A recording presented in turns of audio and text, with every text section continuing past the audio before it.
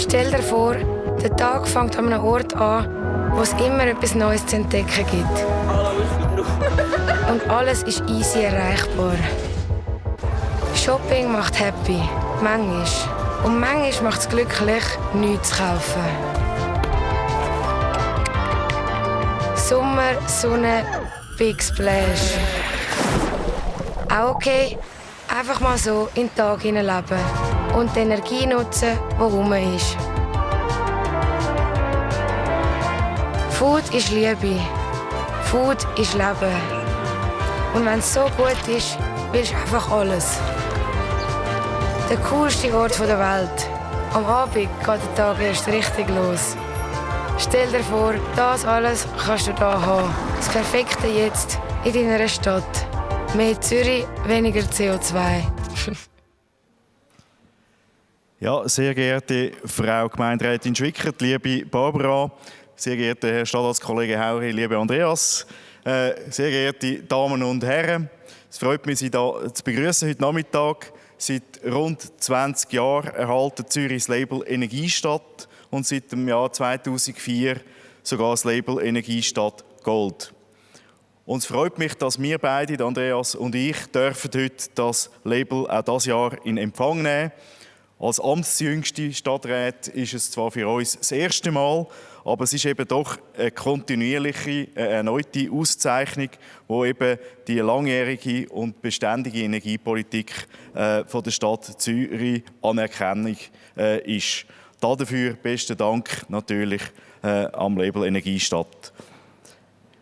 Hinter der EnergyStadt Zürich stecken natürlich unsere zahlreichen Mitarbeiterinnen und Mitarbeiter in der Stadtverwaltung, die sich jeden Tag dafür einsetzen, dass das Label immer wieder gewonnen werden kann. Wir danken Ihnen, geschätzte Mitarbeiterinnen und Mitarbeiter, für das Engagement. Sie sind es nämlich, die die ehrgeizige Energiepolitik im Alltag umsetzen und auch über die verschiedensten Abteilungen von einer grossen Stadtverwaltung zusammenarbeiten.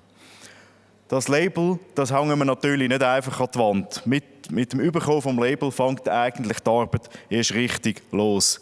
Wir müssen viel investieren und die Stadt Zürich tut das auch in die Erneuerung von der Infrastruktur, und zwar eine Erneuerung, die die Ökologie betrachtet. Ein paar Beispiele erlaube ich mir Ihnen hier zu geben. Wir haben mit dem Energieverbund Altstädte-Hönk nach 16 Monaten Bauzeit können wir da jetzt die ersten anschliessen, können wir 2 ganze Stadtquartiere heizen und kühlen mit Abwasser, aus dem gereinigten Abwasser vom Klärwerk. Also das ist durchaus ein ökologischer Mehrwert, eine Fernwärme. Und Fernwärme ist auch etwas, das wir auch sonst ausbauen in der Stadt Zürich und aber auch dort, wo das nicht möglich ist, mit finanziellen Förderungen den Ersatz der fossilen Heizungsanlagen eben auch zu reduzieren. Sei es durch eben einen Energieverbund, einen lokalen, oder durch Wärmepumpen. Natürlich ist das nicht nur im Bereich Wärme und Kälte, auch im Bereich Verkehr gibt es wichtige Infrastrukturprojekte, die wir für weniger CO2 in der Stadt umsetzen. Insbesondere im Bereich vom öffentlichen Verkehr, wo wir neue Tramlinien eröffnet haben, oder wo wir die Busflotte bis 2030 komplett elektrifiziert haben. Aber natürlich auch Infrastrukturprojekte für den Langsamverkehr wie Fußgängerinnen und Fußgänger, für den Veloverkehr, die werden wir vorantreiben. Im Energiebereich sonst kann man auch darauf hinweisen, dass wir Photovoltaikanlagen zur Gewinnung von Sonnenenergie vorantreiben, insbesondere auf den städtischen Liegenschaften. Sagt das zum Beispiel auf dem Stadtspital Triemli, wo mein Kollege Hauri verwaltet, sechs aber auch auf den Schulhäusern. Dort haben wir ab und zu noch ein kleines Problem mit dem Heimatschutz, aber im Großen und Ganzen sind wir dort auf Kurs. Wir haben dort können, rund 1,1 Megawatt in Betrieb nehmen und für die nächsten 2 Jahre haben wir auch noch mal einen Zubau von jährlich 1,4 Megawatt geplant. Ja, die städtische Energiepolitik ist auf langfristige Ziele angelegt und das müssen wir darum auch konsequent planen und vorantreiben. Als Steuerungselement haben wir für das den Masterplan Energie, der sich auch an die aktuellen Energie- und Schutzziele orientiert. Der wird regelmäßig aktualisiert und soll eben auch Gewähr bieten, dass wir das Anforderungsprofil vom Label EnergyStadt Gold erfüllen. Wir haben beachtet dabei auch wegweisende Entscheide der Stadt Zürcher Stimmberechtigten, die zum Beispiel im 2008 die 2000 Watt Gesellschaft in die Gemeindeordnung geschrieben hat. Derzeit sind wir dran, im Stadtrat auch die Anpassung von diesen Zielen, von den städtischen Zielen, Abkommen von Paris anzupassen. Die aktuellen Diskussionen um Klimaerwärmung zeigen, dass auch breite Teile der Bevölkerung auf das Thema sensibilisiert sind. Und diese Sensibilität ist auch wichtig, weil wir die Leute mitnehmen, sie müssen mithelfen, diese Ziele zu erreichen. Eigenverantwortung ist in dem Sinne nicht nur ein Schlagwort, weil nur wenn alle mitmachen, werden wir am Schluss die Ziele erreichen können. Zürich ist gewillt, weiterhin die Meilensteine zu setzen in der Energiepolitik. Und wir können heute quasi auf einen Erfolg anstoßen, auch wenn nur virtuell. Aber immerhin, aber am Montag geht die Arbeit weiter an diesen Themen. Und es bleibt noch viel zu tun. Und es ist auch der Stadt bewusst, dass nicht alle Themen städtisch gelöst werden können. Und dort müssen wir unseren Einfluss auch geltend machen, sei es beim Konsum, bei der Kreislaufwirtschaft oder ähnlichen Thematiken. Sodass wir auch in Zukunft das Energielabel in die Hand nehmen können. Das ist ganz wichtig, dass wir das erreichen. Müssen wir über das Departement, über die einzelnen Abteilungen zusammenarbeiten. Und für diesen Einsatz danke ich bereits heute Ihnen allen. Und damit darf ich weitergeben, Barbara Schwickert. Besten Dank. Merci vielmals. Sehr geehrter Herr Stadtrat Baumer, lieber Michael, sehr geehrter Herr Stadtrat Hauri, lieber Andreas, meine Damen und Herren, ich bin heute in meiner Funktion als Präsidentin vom Trägerverein EnergyStadt sehr gerne nach Zürich gereist, um der Stadt eben das Goldlabel zu verleihen. Ich bin selber Mitglied von einer städtischen Regierung in Biel, zuständig für Bau, Energie und Umwelt. Das sind genau auch die Themen, die wichtig sind für das EnergyStadt-Label, wo wir Einfluss nehmen können. Und ihr habt auch, ich sage jetzt mal aber auch die Aufgabe, ihr seid auch in diesen Bereichen tätig, hier auch aktiv sein in der Stadt Zürich. Die Stadt Biel ist auch EnergyStadt. Wir sind jetzt gerade neu Gold zertifiziert worden. Wir hatten diese Woche eine Medienkonferenz und sind noch ein bisschen stolz. Wir mussten viel arbeiten, dass wir es erreicht haben. Zürich ist da weiter. Aber auch ihr müsst jedes Mal wieder viel daran arbeiten, damit ihr rezertifiziert werdet. Und das wisst ihr und das weiss eben auch ich, weil ich auch eine städtische Vertreterin bin. Das geht nicht einfach so. EnergyStadt ist ja nicht ein Label, das man mal überkommt. Man muss ein paar Kreuzchen machen irgendwo, nachher könnt ihr es aufhängen am Eingang zu einem Büro oder von einem Stock und nachher hat es sich. Sondern EnergyStadt ist auf die Länge angelegt und genau diese Länge, das ist vorher schon erwähnt worden, auf die Tour, die zeichnet ja die Stadt Zürich aus. Vor 20 Jahren, und da seid ihr eigentlich noch so ein bisschen bei den ersten Energiestädten in der Schweiz, seid ihr bereits das erste Mal ausgezeichnet worden und 4 Jahre später habt ihr sogar schon das Goldlabel erreicht. Wir wissen, dass Energiefragen auch sehr oft Infrastrukturfragen sind, dass sie auf die Länge angelegt sind und dass es darum richtig ist, dass man kontinuierlich daran arbeitet. Aber eben, das braucht viel Einsatz und das ist auch nicht immer nur selbstverständlich, weil wir ja sonst auch noch ein paar Herausforderungen haben. Aber Zürich ist eigentlich schon länger als 20 Jahre mit EnergyStadt verbandelt, sage ich jetzt mal so. Ich habe in einer Chronik von EnergyStadt gefunden, dass im Herbst 1988 hier in einer Gartenwirtschaft in Zürich eigentlich die Idee von EnergyStadt lanciert worden ist. Dort sind verschiedene Personen zusammengekommen, die gesagt haben, wir müssten doch uns mehr zusammentun als Städte und als Gemeinden in diesem Energiebereich. Sie haben das gemacht. Daraus ist EnergyStadt.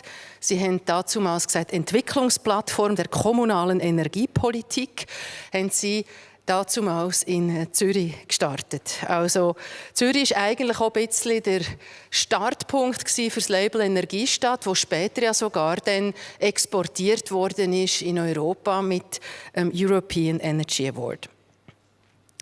EnergyStadt ist ein Management-Tool. Das klingt jetzt vielleicht ein bisschen gestochen, aber es ist so. EnergyStadt geht nämlich sehr systematisch vor und das, finde ich, ist eine Stärke von dem Label, von dem Zertifikat, das ihr bekommt. Wir planen, wir setzen um, wir schauen aber auch wieder, was für eine Wirkung haben wir erzielt. Haben wir können das CO2 zum Beispiel senken mit den Massnahmen, die wir ergriffen haben.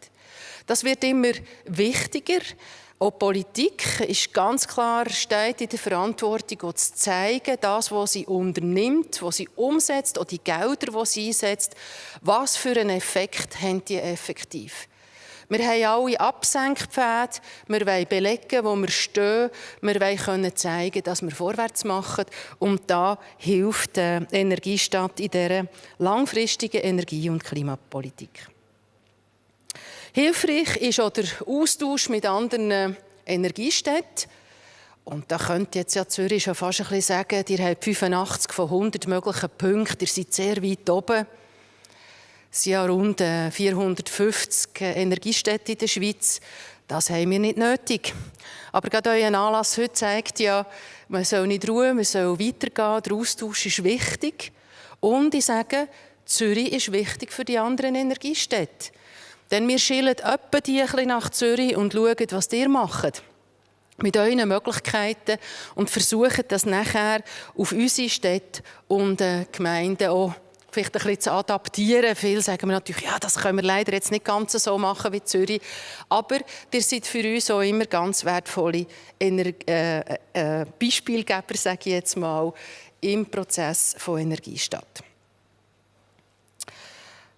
Zürich geht aber weiter, das ist vorher schon gesagt worden. Und da möchte ich euch auch danken, zum Beispiel, dass ihr auch mit anderen Städten zusammen die Klima- und Energiekarte diesen Frühling ausgearbeitet habt, die ja nachher am Bund übergeben worden ist, um am Bund zu sagen, hey, hört, da sind die Städte. Für die Städte ist es wichtig, dass man vorwärts macht in dieser Thematik. Und zwar auch auf Bundesebene.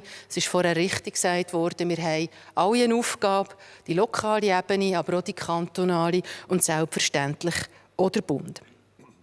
Jetzt aber noch einmal zurück zu Zürich. Wenn Energiestädte, wenn Gemeinden und Städte zertifiziert werden, dann schaut man immer, haben die ein Leuchtturmprojekt gehabt? Hat Zürich ein Leuchtturmprojekt gehabt in den letzten 4 Jahren? Wahrscheinlich schon. Sogar recht viele Leuchtturmprojekte habt ihr gehabt. Nämlich so viel, dass die Auditoren im Bericht zum Schluss gekommen sind, die Stadt Zürich verhält sich so konsequent vorbildlich in allen EnergyStadt betreffenden Bereichen, dass sie selbst als Leuchtturm wirkt. Also kein einzelner Leuchtturm, sondern eigentlich die Stadt Zürich als Leuchtturm in der Energie- und Klimapolitik in der Schweiz. Und das ist ein Bild, das ich sage, das mir noch gut gefällt. Die Stadt Zürich da am Zürichsee mit dem Leuchtturm.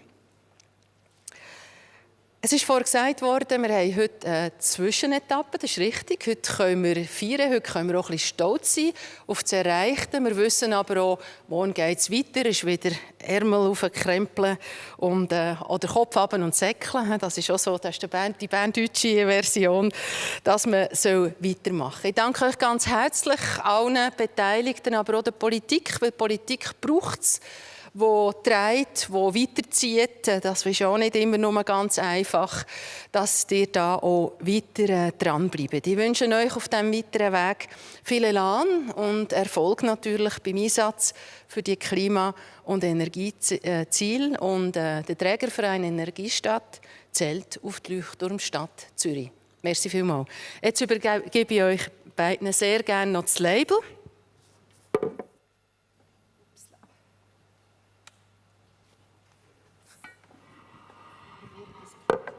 Ja, genau. Wir probieren es. Es geht.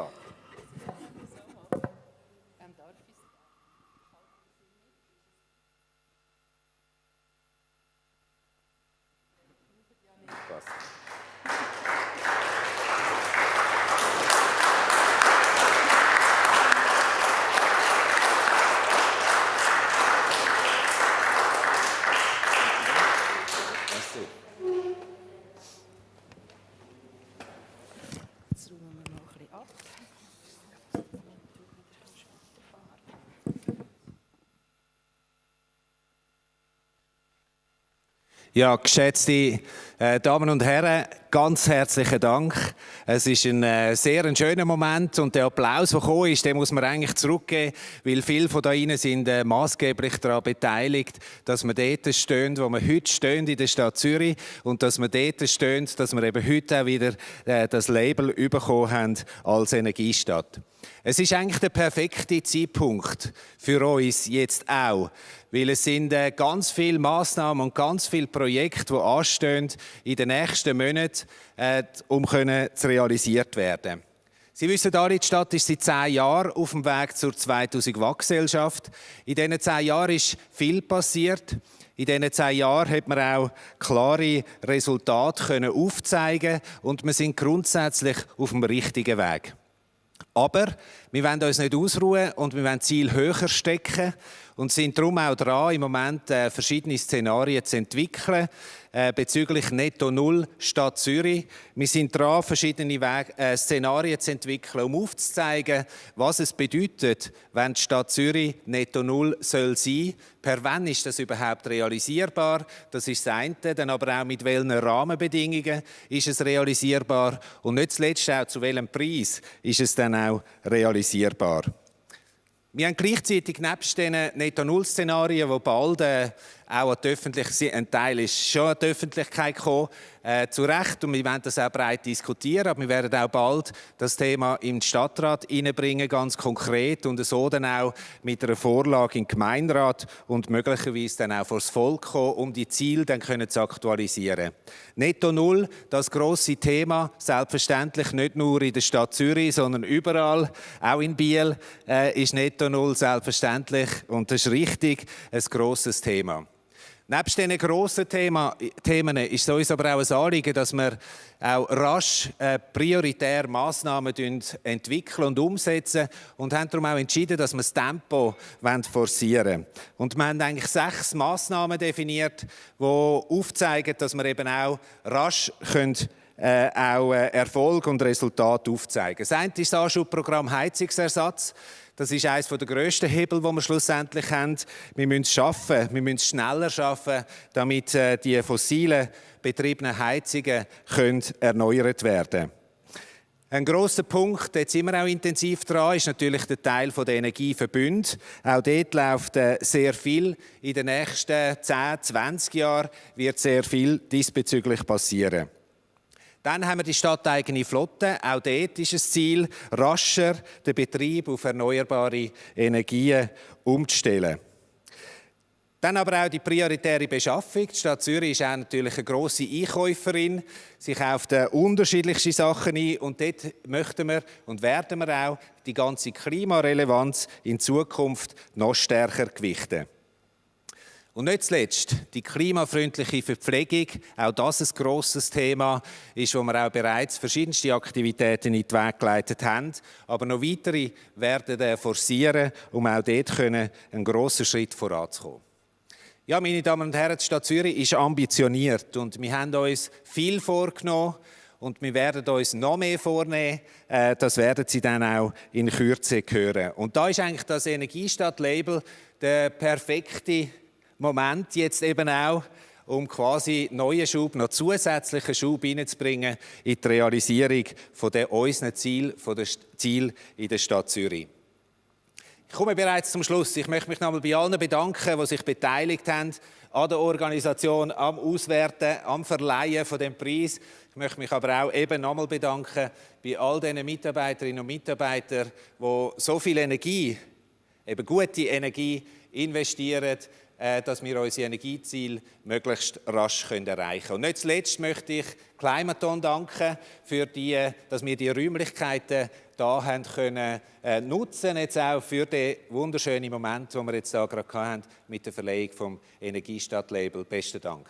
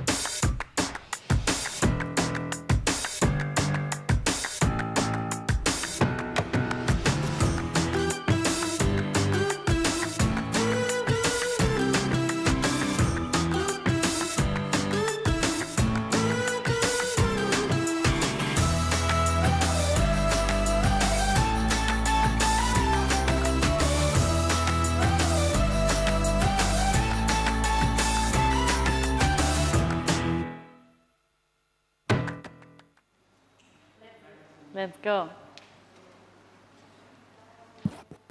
Okay. Can we start? Okay. Yeah, welcome back to the live stream of Climathon Zurich 2020. So welcome to the spectators also on YouTube, to all the participants, and also to the people here at Kraftwerk. I have to look down for this, but the camera is actually there. We're passing on to my personal favorite part of this whole journey, which is the Festival of Ideas. And I think that we truly have something to celebrate. It's been only 24 hours since we kicked this event off, and it's really amazing to see what happened in the meantime. So you have formed teams, you have collaborated the whole night through, you have participated in workshops, you have ping-ponged ideas, and now you've come up with solutions how to make life in Zurich even better. And I really, truly believe that that is a reason to celebrate. So thank you, everybody, for contributing to this, for showing this hard work and your commitment. I really want to congratulate you all, because I think you truly are winners, regardless on how this whole thing goes in the presentation. So, of course, this is an online event, so we weren't so able to see how the people are doing, but we really want to grant you a view behind the scenes. So we have gathered some pictures for you from how this whole journey went. Because obviously, behind the screens, there are real people, and we have met also in the physical space. So some of you have worked in their living rooms together, or you met in outdoors, for example. We had some fun challenges. I think we can see that there as well now with the green pictures. So we asked you to take pictures of yourself with as much green in it as possible. And I think you've come up with really, really great ideas. So in this whole journey, we were more than 200 participants, and you have formed 37 teams. That's really, really amazing. We had 6 workshops going from prototyping over business modeling to pitch trainings and many more inputs. But we also had some fun activities like yoga, for example, or a meditation this morning. And I think that the people here and also back home, we all had an amazing ride, but it was also a very intense one. I don't know if you got any sleep. I did, but I know some people here did not so much. So I'm really, really happy to be joined here on the stage now by 2 people who I think have gotten some sleep and are still very fresh today. So I'm really happy to hand over the word to 2 representatives of our main partner from the city of Zurich, the 2 city councillors, Michael Baumer from the, I have to change my card, head department for public utilities and transport. This is the correct title, I think, in English. And Andreas Hauri, the head of the Health and Environmental Protection Department. Thank you so much for coming here, and I hope you can share some of your energy with our participants. Yeah. Perfect. Thank you so much. You're welcome. Okay, I would like to, first of all, to welcome everybody and to say hello to everyone. I'm really glad to be here, and I'm very glad to see the amount of people who have positively reacted to our call in finding new solutions for our actual environmental and climate issue. And you all know this topic went a little bit in the background past a few months due to COVID. But I was positive and surprisingly and happy to hear that this year even more people are joining the Climathon if we compare to the previous years. And this is great news. And I would like to congratulate you and thank you for your engagement. Thank you, Mr. Hauri. Yeah, a warm welcome and good afternoon also from my side. It's my pleasure to be with you here or almost virtually, behind the desk, a bit behind the screen. We did get some sleep, that's true, but we also have tried to follow some of your work and looked into it, what you have been doing the last 24 hours. And I've seen and heard you have been working really hard. This, despite the difficult context we have this year, you have found ways to collaborate even in these circumstances. And I think this gives me optimism for the next phases, for the next future.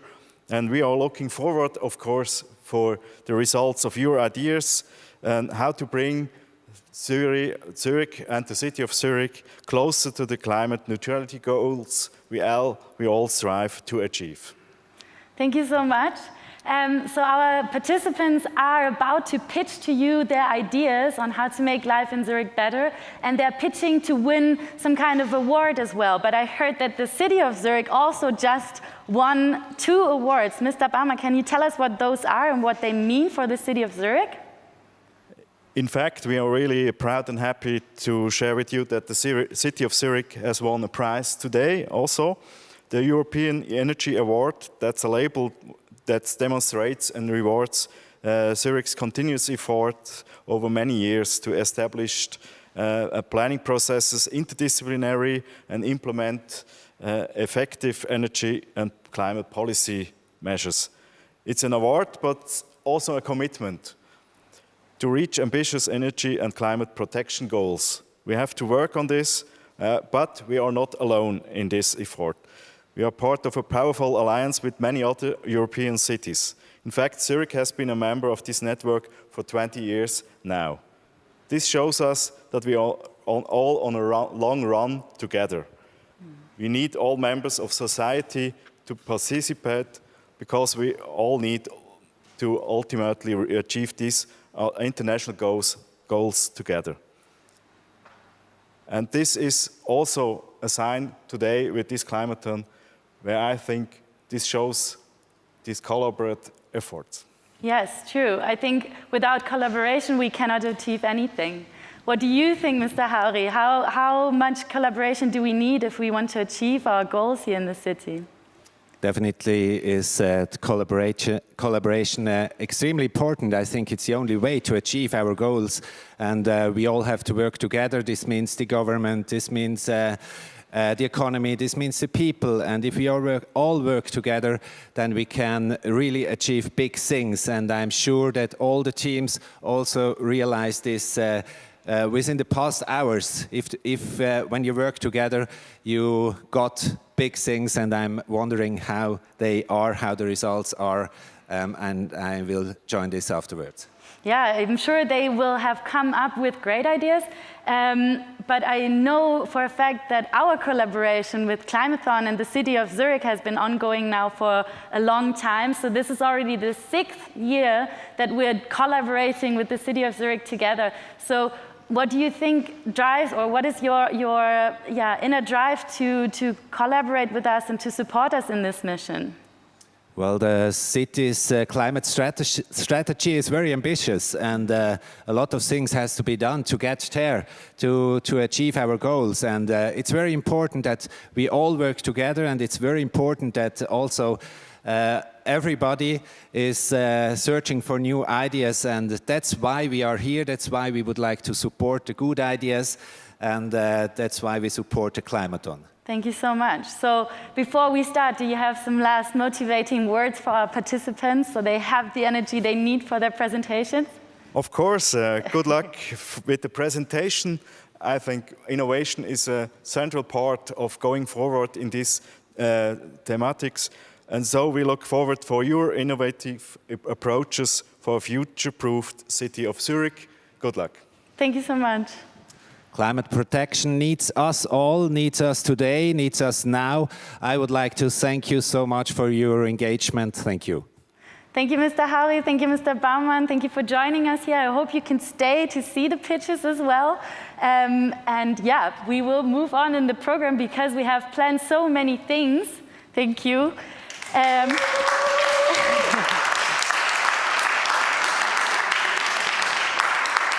So please let us recall what the prizes are that we actually are pitching for today. So we already mentioned that yesterday. We have a lot of follow-up opportunities for you. So we will not leave you after this whole journey, but you will be able to pitch again and to meet a strong network of partners. So first of all, of course, the city of Zurich, as we just heard, they're committed to help you on your way. So in January, there will be a follow-up meeting with the city of Zurich where you can pitch your ideas again. But also we have our second biggest partner, the Impact Hub Zurich, which is going to offer you memberships in their startup community and also some more workshops, most likely similar to the workshops that you already attended, but to go further into depth. And on this slide, you see our other partners that we collaborate with. So please just reach out over Slack or over other platforms, for example, also via mail if you want to be hooked up with our partners and benefit from them. And something that I didn't mention yesterday is our alliance with Climate Kick and the Global Climathon Award. So also in January, and I think it's the 21st of January, you are able to pitch again to the international crowd and to the international Climathon community. Regardless if you win here today, this is more or less a new jury. So if the jury here decides, you're not one of the most promising ideas, you can still go for it and apply for the global ideas. So yeah, that's the other thing coming up. Yeah, and now we are almost going to go for the pitch session. So before we do, let's quickly remember the rules of the pitch, because we know that there were some changes. I know we had to communicate that on Slack. Maybe there was a bit of a confusion. So every group has 1 minute, just 1 minute to pitch, and then the jury will have 1 minute to ask questions. I know this is much of a technical challenge to all of us, to be switching between the screens, so between Zoom and here live on stage. So please be patient and bear with us. If something stops, don't worry, we might be able to put the countdown back and start again. I really want everybody to highlight their ideas as best as possible, and we are going to make this happen, don't worry. We will have 2 sessions for the pitches, because otherwise it would maybe be a little bit too long. So the first challenges 1, 2, and 3 will be in the first block, and then we will make a break. In this break, you, the spectators back home and on the YouTube channel, you can then also select the audience award. So I will lead you through that as well once the break will start. But now I think I have enough said. I hope you are ready now. So contestants of challenge number 1, get ready for climate action now. And also we have the jury here, the jury of challenge number 1. They are physically here with me in the hall. They can stay seated for now, but for the Q&A, maybe we have to call you then on stage. Yay! And so this jury consists of Patrick Jiranek, who already pitched this challenge to you yesterday, Georg Hafner, Sonja Gehrig, and René Estermann, all from the city of Zurich. So now it is time to give the stage to the contestants, and I'm going to call on stage or on screen the first one, Christian Schmid from the group Crowder. Christian, are you here? Yes. Yes, I'm with you. Hi, everybody. Okay, cool. So your minute starts now. Okay, I'm Chris, and you might remember the Crowder principle from yesterday's pitch. To gain measurable impact, you actually have to realize the great ideas you have. The Crowder concept, therefore, is to engage both experts and community. We do this by providing an easy-to-use app to keep the hurdles low and to share your idea, but also to bring the expert's experience inside. During this Climathon, we learned how to better design this app for a city like Zurich in order to create fast impact. Next slide, please. So on my smartphone, I see the latest ideas, and with a simple swipe, I can decide if I want to engage or not. There will be projects where you can take immediate action and create tangible and fast impact, but also projects where you can bring in all your know-how and skills on a long-term basis. With this balanced portfolio, we will contribute to more Zurich and less CO2. And what you can do now is take your Climathon project, put it on crowder.ch so we all can start our 24/7 Zurich Climathon. Thank you so much, Christian, for pitching here. Now I think we have So there's a question from Patrick. Yes. He's going to come to the stage. And the minute starts now again. Thank you very much, Christian, for your input. I was very thrilled to hear about your platform. I was wondering, with your platform, how do you make sure to actually create impact or actually to choose the projects that are really impactful? Yeah, so we are at the beginning of the implementation, of course, but on our backlog, on a very upper level, there is something like an impact calculator. So for each project, we want to contribute with an impact calculator to ensure that we really focus on tangible projects. All right, thank you very much. Welcome. Is there another question, maybe?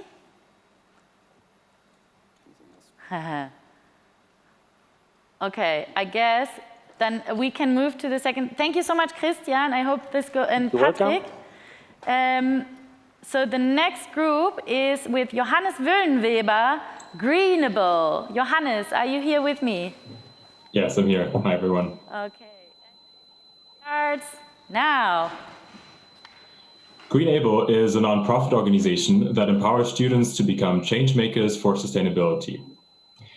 Interdisciplinary student teams work on real-world sustainability challenges that are faced by a company, a nonprofit, or a public institution. Let's take an example for such a challenge. How can the city of Zurich get every citizen engaged in the transition to net zero? With Greenable, a diverse student team from across the Zurich universities works on solving this challenge. The student volunteers engage for 1 day a week over the course of the whole semester, accompanied by a training program as well as mentoring. The students benefit from real-world experience, tailored skills training, and new career options in sustainability. The clients get fresh perspectives, in-depth solutions, and also context to motivated students. So, dear representatives from the City of Zurich, let's work together and have students tackle some of your pressing sustainability challenges. Thank you. Wow, that was exactly 1 minute.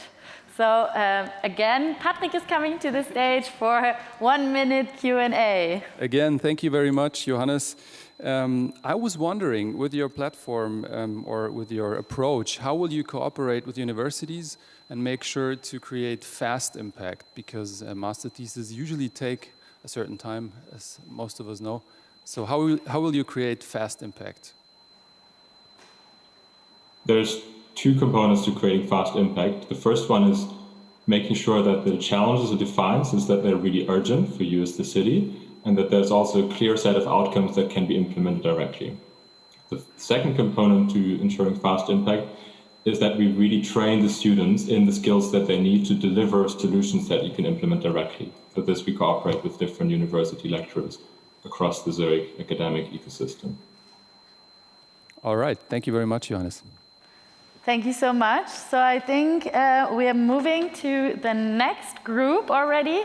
Also still pitching in challenge number 1 is 16 from Games People Should Play.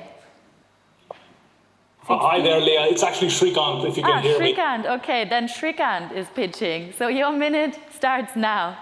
Thank you very much. Hi, everyone. Here to talk about Greta and the 4 horsemen. Next slide, please. The idea is essentially to drive climate action through effective risk communication, and games are a great way to make that happen, as we recently developed at the ETH, especially if they are fun, informative, and collaborative. Next slide, please. We have put together a social card game with 4 kinds of cards and 1 game-ending Greta card. And each card encourages participants to either tell a story, move around in the room, touch someone, or answer some private questions, thereby reinforcing both awareness and action on climate risk. Next slide, please. What we'd like from you, dear jury, is funding to print the game. That's all we need, printing costs, and support in marketing and sponsorship, of course. Next slide, please. From 16 and Shrikant, we hope that with your support, we can all play Greta and the 4 horsemen together soon. Thank you. Thank you, Shrikant. And those are very tangible goals, I think. So do we have questions from the jury? Yes, Georg is coming to the stage. Hi, Shrikant. I can feel the energy from your project. I'm sure you crushed some numbers. I saw some numbers, but it was super fast for me. So do you have some kind of a business plan for your great idea? We don't have a very detailed business plans, but the good news is that, I'm a former strategist, so, not a problem to put together a business plan very rapidly. But the key point is it's a standalone project, right? So we just need printing costs. We've already prepared around 14 different cards, and we'd like more time on our side to create the design and the material for another 40 cards. But the only thing from a cash out perspective we're looking at is printing costs. And maybe the city of Zurich has an in-house publisher and we can even save money there. Nice, I like it, awesome. Thank you so much, Shrikant. I think this made some people laugh here, but in a very good way. I think it's sometimes the easiest solutions that are most convincing, maybe. So let's move on to the next group. Demet Olesen, I hope I pronounce your name right, from Green Wards, or the alternative name for this pitch is 100,000 People for Zurich. Hello. Hi. I'm representing the 100,000 People team here. So we want to talk about your experience with sustainable information. You probably have experienced this. There's a jungle of information about sustainability out there. It's easy to get lost. I sometimes feel desperate because I don't know how to take action now and where to start from. Our solution is to get information in a quick, entertaining way that's locally relevant and inspiring to take action on. Tomorrow, we will reach out to you with a locally curated newsletter, like you see on the left-hand side there, creating a database and building up an audience. This will allow us to move to a chatbot using WhatsApp and send your queries, leading you to take action instantaneously. According to our research, we need to connect with 100,000 people to transform Zurich and make the change stick. That's why we call our initiative 100,000 People. Are you with us? Thank you so much, Demet. Is there a question from the jury again? There comes the microphone. Hi, I'm just wondering, you start big, but what are your main stakeholders? So you said 100,000 is your goal, or can you tell me a little bit? According to our research, we have to reach to 25% of the population, and then any change will stick. So we thought if we can reach 100,000 people, we will be quite safe. Okay, and your main target group is? We'll start with the expats and students that we have already connections with, and then we will move from there to their own circles, their own circle of friends and people they know. All right, and how do you assure fast impact? Well, the easiness about this idea is that it's quite simple. So we will start tomorrow with the newsletter, and we will make it very clear for people when they have questions in their minds where to look for them. So the newsletter will come to you, but you will also be attached to an internet page where you can have queries, and the chatbot will come into picture after a while, where you're answering your questions. Thank you, Demet. I think your time is up and we have to stay fair to the others. Thank you for pitching here. So we have come through the half of the first challenge. So the next one in line is Fergus with Climathon. Fergus, are you here?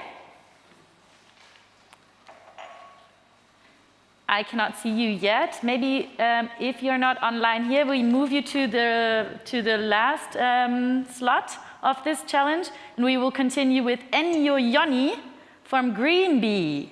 Are you here, Hi. Enyo? Hello? Yes, I'm here. Cool, then your minute, well, I don't see you yet, but I hear you, yeah. Okay, you can start now. Okay. Green Bee is a platform that helps every citizen, company and institution to take an active part in the fight against global warming and become carbon neutral, reducing and offsetting the CO2 emission through a strong gamification component. The app geolocates the partner shop involved in the tree planting project and converts the cashback of any purchase into planted trees, assigns the trees to the digital wallet of the users, and measures the environmental and the social positive impact generated. The environmental impact generated are the CO2 removed, fine dust absorbed, degrees mitigated, liters of rain absorbed by 3 crown. And the social impact indicator are the social welfare, the public expenditure saved, and the economic well-being, and the social return of investment. This is thanks to our 2 research center partners, Open Impact and Comitato Alberi Italia. Thank you. Wow. Again, 1 minute sharp. Thank you so much, Ennio, for pitching. Thank you. And I'm handing over the word to Sonja. Oops, no worries. Thank you very much for the ideas. You have shown very broad targets, big international goals. How do you bring the broad goals down to local action specifically? Okay, the fact is that this app allow to every person to be part of the changement. Just purchasing in one of our partners, making shopping in a supermarket that is our partner, and so follow some environmental lines, guidelines that, okay, we have other slides, of course, that say all this stuff.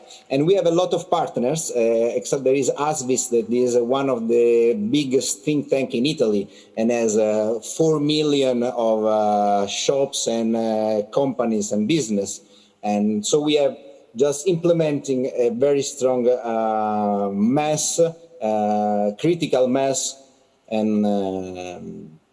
and so also the little shop can participate with this, because sometimes the little shop, the little owner of the shop doesn't know how to do something good for the environment. Thank you so much, Ennio. I have to cut you here. Sorry. Thank you for pitching. Oh, yeah, I can keep this. Because the minute is up. Thank you for pitching here. And we're moving to Dominic Krämer for CO2 vouchers. Dominic. Yes, hi. Hi, my vision is a CO2 voucher offer reaching ambitious sustainable goals. Next slide.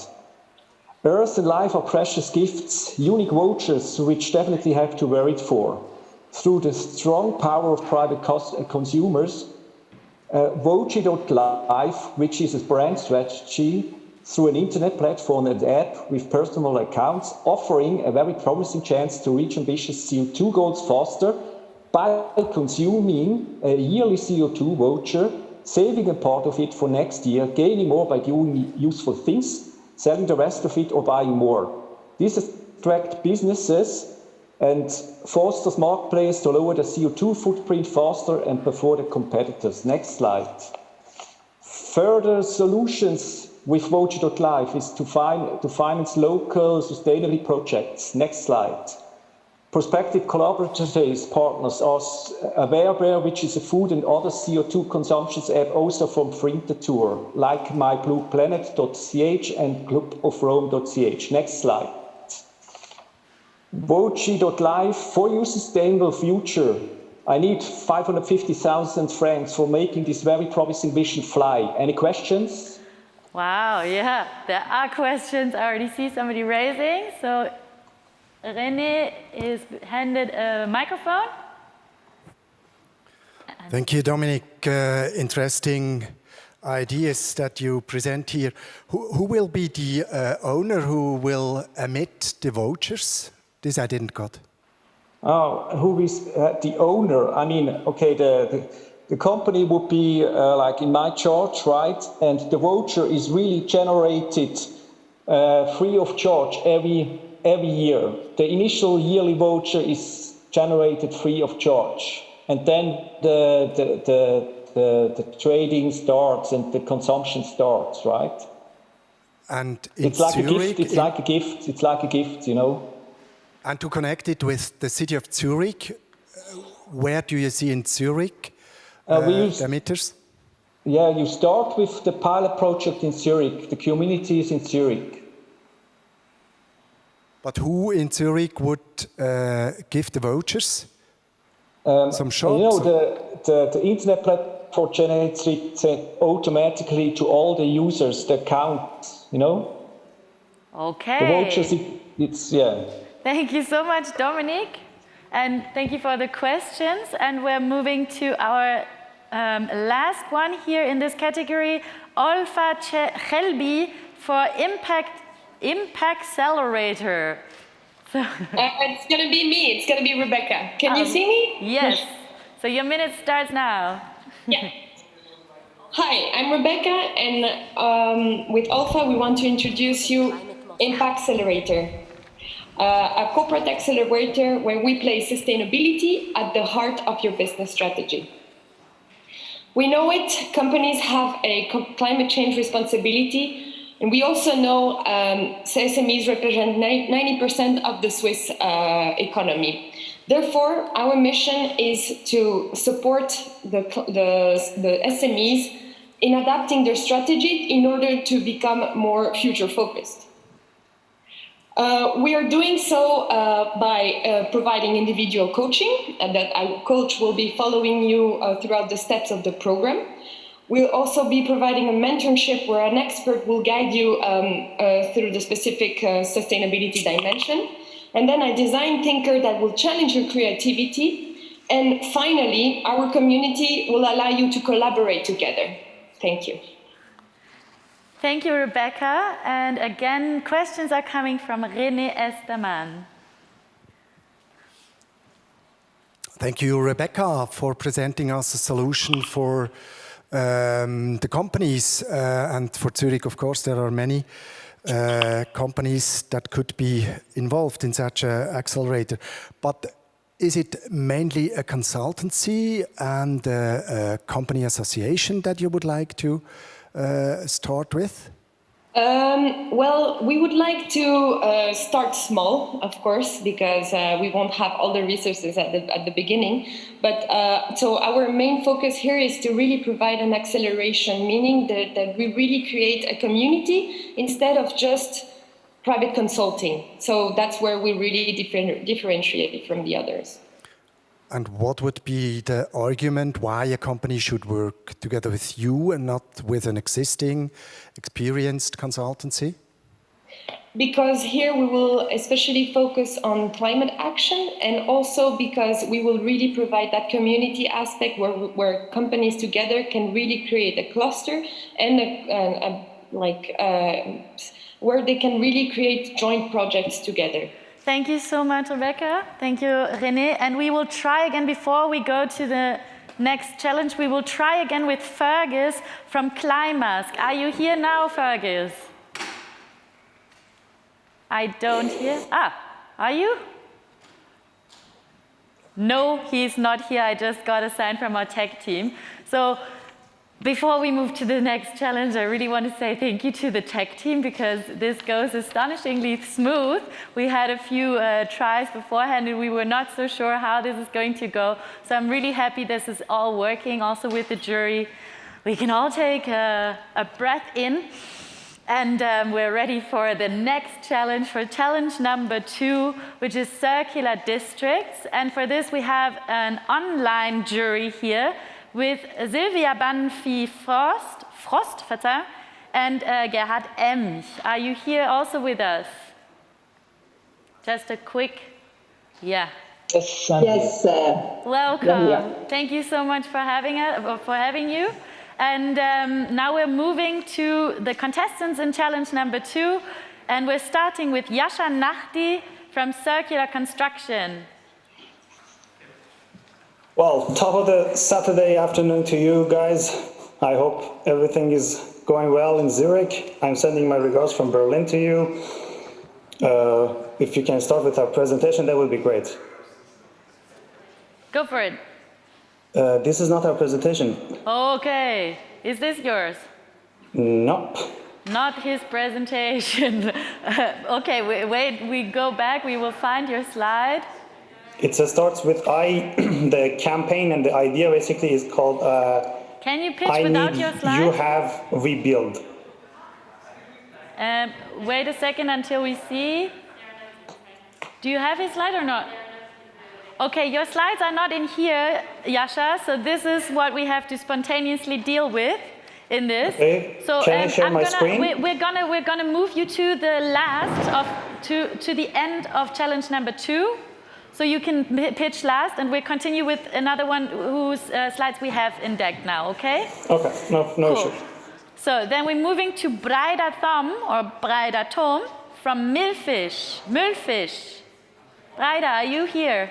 Oh, yes, I'm here. Do you hear me? Yes, and let's see if we have your slides. Do we have Breider's slides? Haha. Is this your slide? No, they're not my slides. Ah, those are the slides of Yasha. Oh my God, this is the live thing, you know. Okay, Breider, we're gonna move to Yasha since we have them now. Okay. Great. Sorry okay. for the confusion. See you afterwards. Okay, Yasha, your minute. Are you on? Your minute starts now. Okay, so we have a company in Berlin that is basically doing construction, reuse and upcycling, and makes it available for other people to kind of come to an online shop. But we asked what would be the problem that we want to solve in the case of Zurich. Next slide, please. So the problem is that we have about only 10% of the materials in Zurich and in Switzerland mainly being reused and recycled. And we want to make it as a community engagement for the citizens of the Zurich to make public awareness about what is the inventory of construction material in their city and how can it be reused. Next, please. So who can it be used? For artists, for architecture students, for craftspeople, for interior designers who have an understanding of circular economy and can make value out of construction material. Next, please. So what we had, which I don't think you will see here because of the quality, is that basically we want to have a simplified user journey where you come and ask, okay, I want to do a renovation, I want to do a demolition. Then we ask, which part of the home are you choosing? For example, you say kitchen, bathroom, or exterior. Then we give you a list, basically, of the items that are available in your district and are very friendly to use and is very much impactful in terms of CO2 emissions because you're using reused material. Thank you. This was a bit more than a minute, but I think due to this tech issue, I let you speak a little bit more. So now we're moving remote. Do you have questions, jury? You're on, Mr. Emch and Mr. Frost? Yes, I have one question. Thank you very much for the interesting idea. How do you deal with the time lag problem? I mean, you have a demolition and then you have these construction materials which should be used immediately, or do you have some places where you need to stock them? Absolutely. So it's a very good question. It's honestly one of the things. If you could just go to the next slide, please, to the two next slide, then one after that. Yes. So the issue was that we talked about how we can prolong this procurement process, for these people. So number one answer to your question is that, first of all, planning of building a project is actually some time consuming. So, architecture firms have like few months to plan this. And if we can enlist the demolishing projects to come to a database and then make it available for these people to foresee it, we can actually solve this problem. The other one is that to use the available spaces like warehouses, abundant warehouses that are existing in each of these cities that we know, for example, Zurich is one of them, to kind of buy some time for these reused materials to come and actually be restored, but the online inventory is available for people who can decide on their reuse of materials. Okay, thank you so much. You have a way of talking so fast that it's really, really hard to interrupt you. So thank you for your pitch, Yasha. And we're now moving to Breider Thumb, who was already on, and I hope that we have the right slides now for Müllfisch. Yes, it looks like it. Breider, are you here as well? Yes, but I cannot see the whole slide. Okay, I think we have to go with this now. Is it okay? That's fine. Good. That's fine. 1 minute starts now. When you throw away your old stuff, don't you think it could be useful to someone else? Maybe you do, but what about Jean don't care? Jean needs more space at home and wants to get rid of stuff. As every Swiss citizen, Jean produces 60 tons of waste during her lifetime, contributing to a huge resource consumption.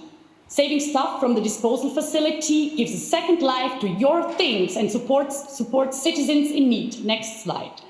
That's why we invented the project Müllfisch. At ERZ Hagenholz, our Müllfischers meet Jean. The millfishers have a good eye for things that are designated to find new owners, like Jean's chair. Next slide. Millfish distributes it to social programs, the Brocky Tram, or temporarily offers it in themed containers placed all over Zurich. Millfish is a non-profit organization engaging civil servants and offering protected workplaces. Do you know that great feeling when you find a nice chair on the streets of Zurich? Imagine you get that feeling every week right around the corner. Next slide. Wow, thank you, Breida. And we're handing over back to the jury for questions.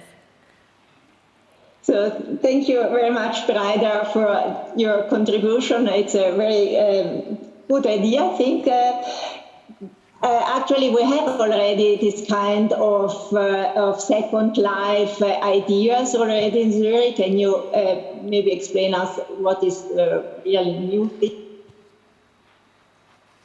So what's new about our ideas is that we really target the persons that we cannot reach on platforms like Tutti, Ricardo, whatsoever. People that don't have the time because they're moving to another apartment to really kind of distribute the furniture or whatever they have. So they just drive one time to the Hagenholz and throw everything away. And among those things, there are a lot of things that could still be used, and we would want to target exactly those persons. Thank you so much. Can I ask a second question? If it's a very fast one, then yes. It's just the role of the city of Zurich in that. Should we be the enabler of this idea?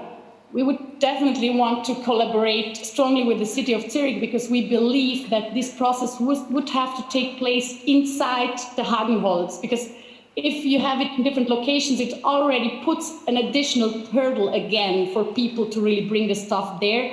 So we would really rely on a close collaboration with the city of Zurich. Thank you so much. And we're moving to the next group, to Marco Stoffel from the team Climabudget, Climate Budget, Binscoin. Hi guys, can you see us? Yes.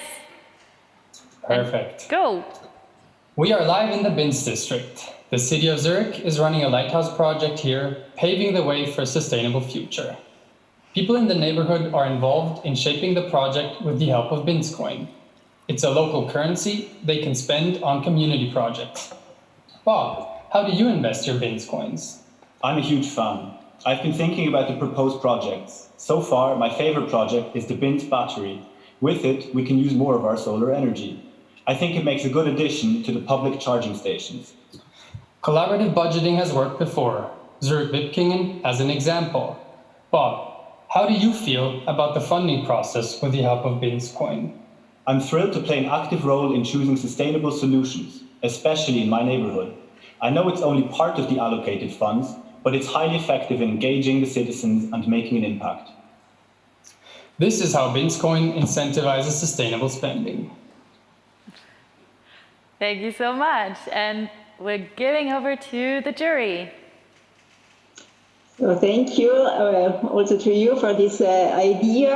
I'm just wondering, how do you allocate the fund initially? Do you give to all households and businesses in Binz the same amount of this fund, or how should it work? So our initial idea is to allocate the funds per capita, for residents at least, and then for businesses, we would have to think about a way to allocate them between the working percentage or how many people they have employed. Mm-hmm. Time for another question still? And yeah, just how do you decide and which kind of project should be realized? Do you have such meetings where the people then decide on the project which should be then funded with these Binz coins? So on one hand, some of the project proposals should come from the city council, but we definitely think the people should have a way to engage more and propose ideas. And yes, we could imagine a council of the district that gathers the ideas and selects the ones that are most represented by the population. Thank you, Marco. And I don't know the other guy's name, but we will probably find out on Slack. And we're now moving to the next contestant, Vagish Chakrapani from EcoSpark. Hey, am I audible? Yeah, you are on, and your minute starts now. Hello, everyone. We present to you EcoSpark, an initiative to spark teenagers' interest in solar energy. So why EcoSpark? We believe that teenagers with increased exposure to solar technology would grow up to include energy considerations in their lifestyle choices. With EcoSpark, we plan to stimulate their interest in solar energy by facilitating an increased interaction with daily use solar appliances. For this, we want to create a solar appliance store that makes it easy for teenagers to experience the benefits of solar devices without the initial investment or the end-of-life hassles. We plan to lease out solar-powered electronic appliances like power banks, Bluetooth speakers, table lamps, and table fans. We envision a future where youngsters are passionate about renewable energy and take an active part in shaping a green future. We would love for you to join us in this mission. Thanks a lot. Thank you so much, Vagish. So maybe this time we have a question from Gerhard Ems to this. Gary will ask later on the questions, but I have one question.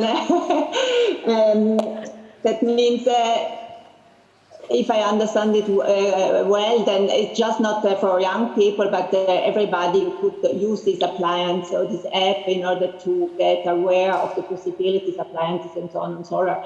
And how do you get the people using this app? I mean, this is maybe one difficult point.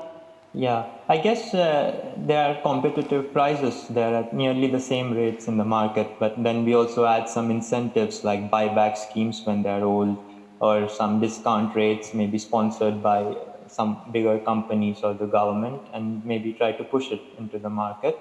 I think it could especially work with younger people who are willing to make more different choices in life, and maybe younger generation would be more accepting, I guess, of these things. Thank you so much, Vagish. And we're already moving to the next contestant, to Alexandra Büchi from Tuyo or Ustur. Hi. Hi. Here, can you hear me? Yes, Perfect. and your minute starts now. All right. Recycling is cool, but not recycling is cooler. Because recycling something before it has reached its intended lifetime is not sustainable. So let's move that recycling date into the future, far into the future. That seems awfully long. You need Ustur. Ustur enables you to use your appliances in the most sustainable way for their entire intended lifetime. You can see in detail how much energy and money you saved with each of your devices, while constantly getting new tips on how to take care of them. And always have first aid for your bodies in the palm of your hand. And now we have to wait for the slides to catch up to me. Here's our beautiful app. And now we continue. So our impact is saving 250 kilos of CO2 per household per year just by defrosting your fridge from time to time. How do we make money, you ask? Premium. Imagine, your fridge could become the oldest in town and famous. Zürich needs Ustur because fighting climate change is a marathon, not a sprint. Thank you. Thank you, Alexandra. Great pitch. So I'm going to try again, Ms. Frost. I know you have a lot of questions, but maybe Mr. Emsch does too. Do you have a question, Mr. Emsch? Yes, do you hear me? Yes. My question is, how do you get people involved? If I look at young people, they want to have the new handy, they want to have the new features. How do you make them feel it's right that they don't have the need anymore for the new features, that they are happy with the gadget they already have? So that's very easy. We make the application very much fun. We use gamification, and on the other hand, we will use campaigning.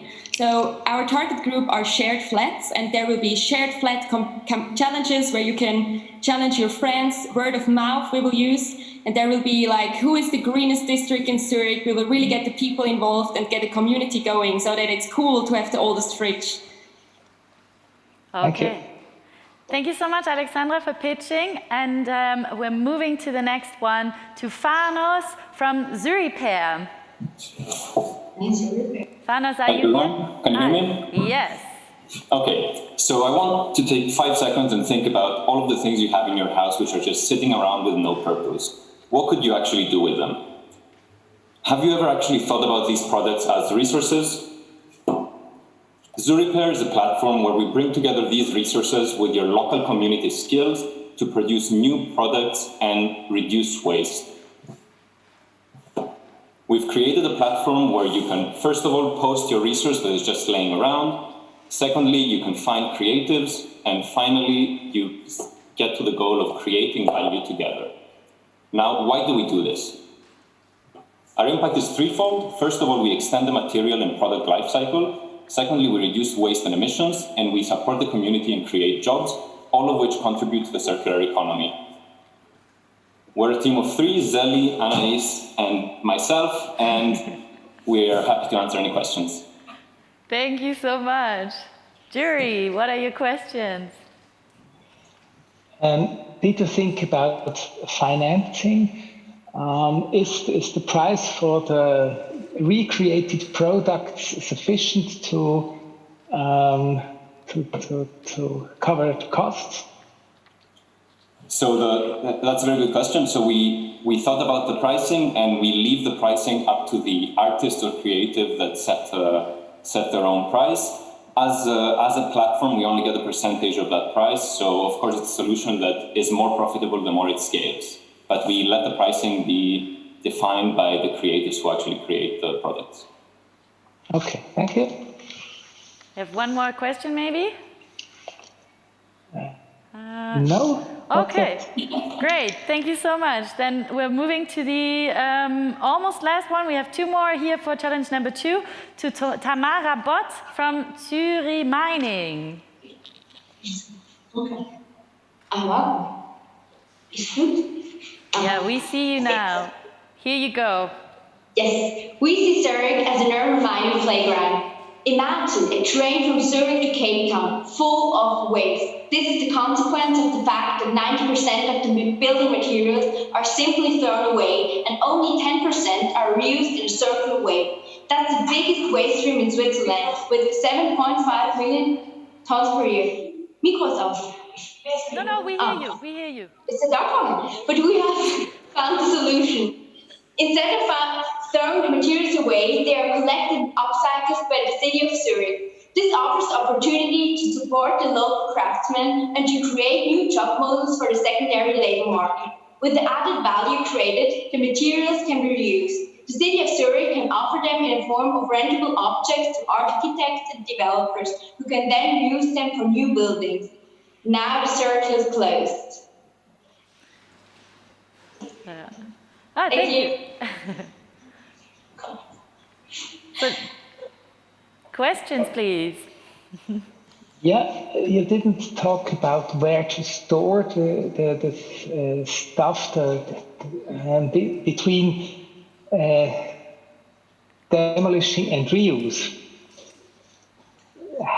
Do you have any ideas how much space that needs and where this could be?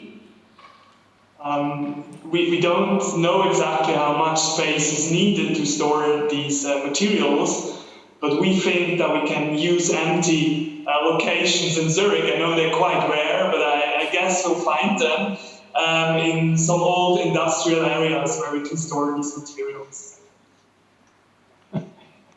Okay, yeah. Thank you. Thank you so much. So the last one in this category is Joseph Sack with his team and Social Power Smart House. Joseph, are you here?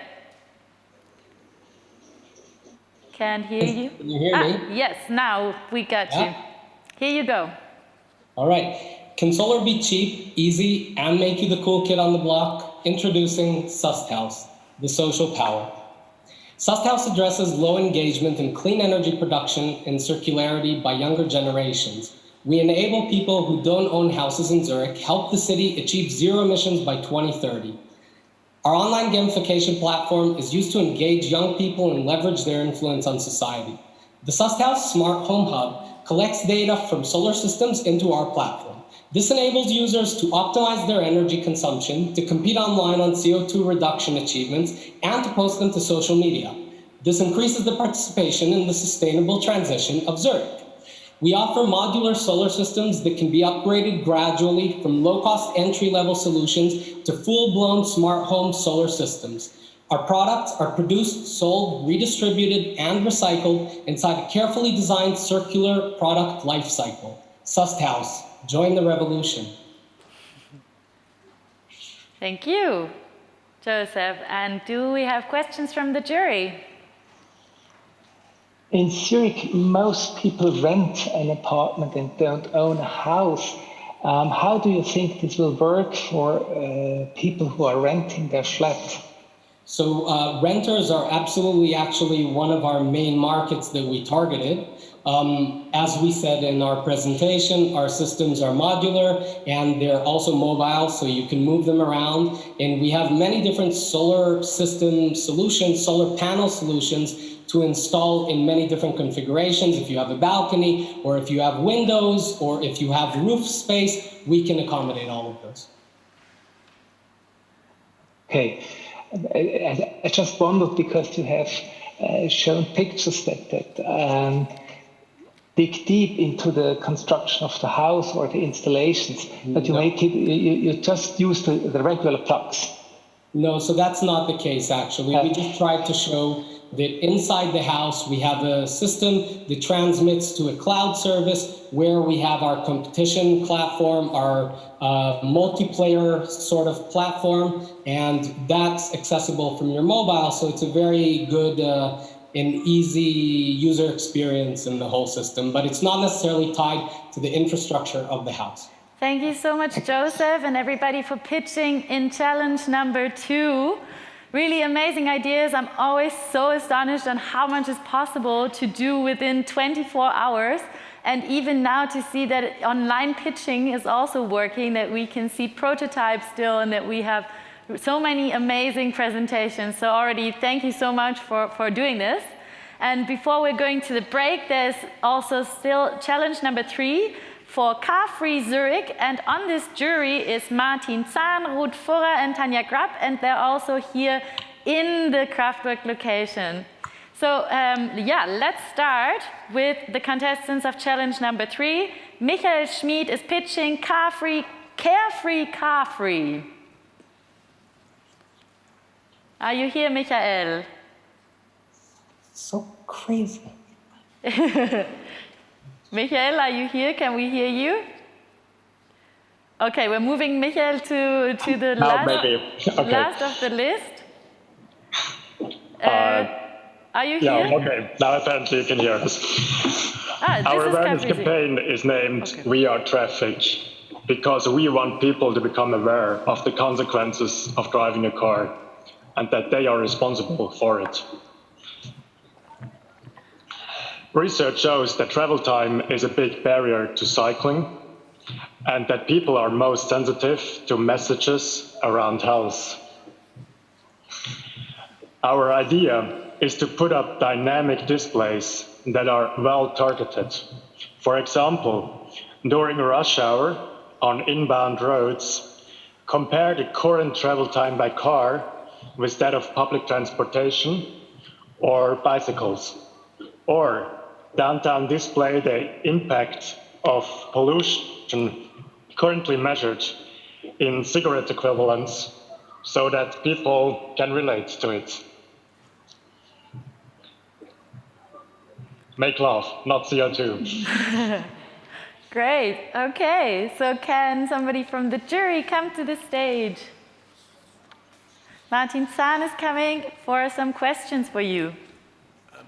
Interesting story that you tell, but where do you get all that data and information from? So there is actually quite a lot of information already available from our research. Already on the open data platform that the city of Zurich provides, there is tons of information about cars that are driving at all times. Like the number of cars, the air pollution and so on are already like that available. Yeah, so for example, the traveling time example, that's just something that we took also from Google Maps. That's also a forecast that's available there. So I don't think it's so hard to suck together data to calculate this value and others. And who will have to pay for the displays? Or has to purchase them? We are pitching it here to hope that someone will like our idea and finance it. And we think it's more permanent than the campaign with poster, and it's quite cheap if we think of just having a few displays. Okay, thank you.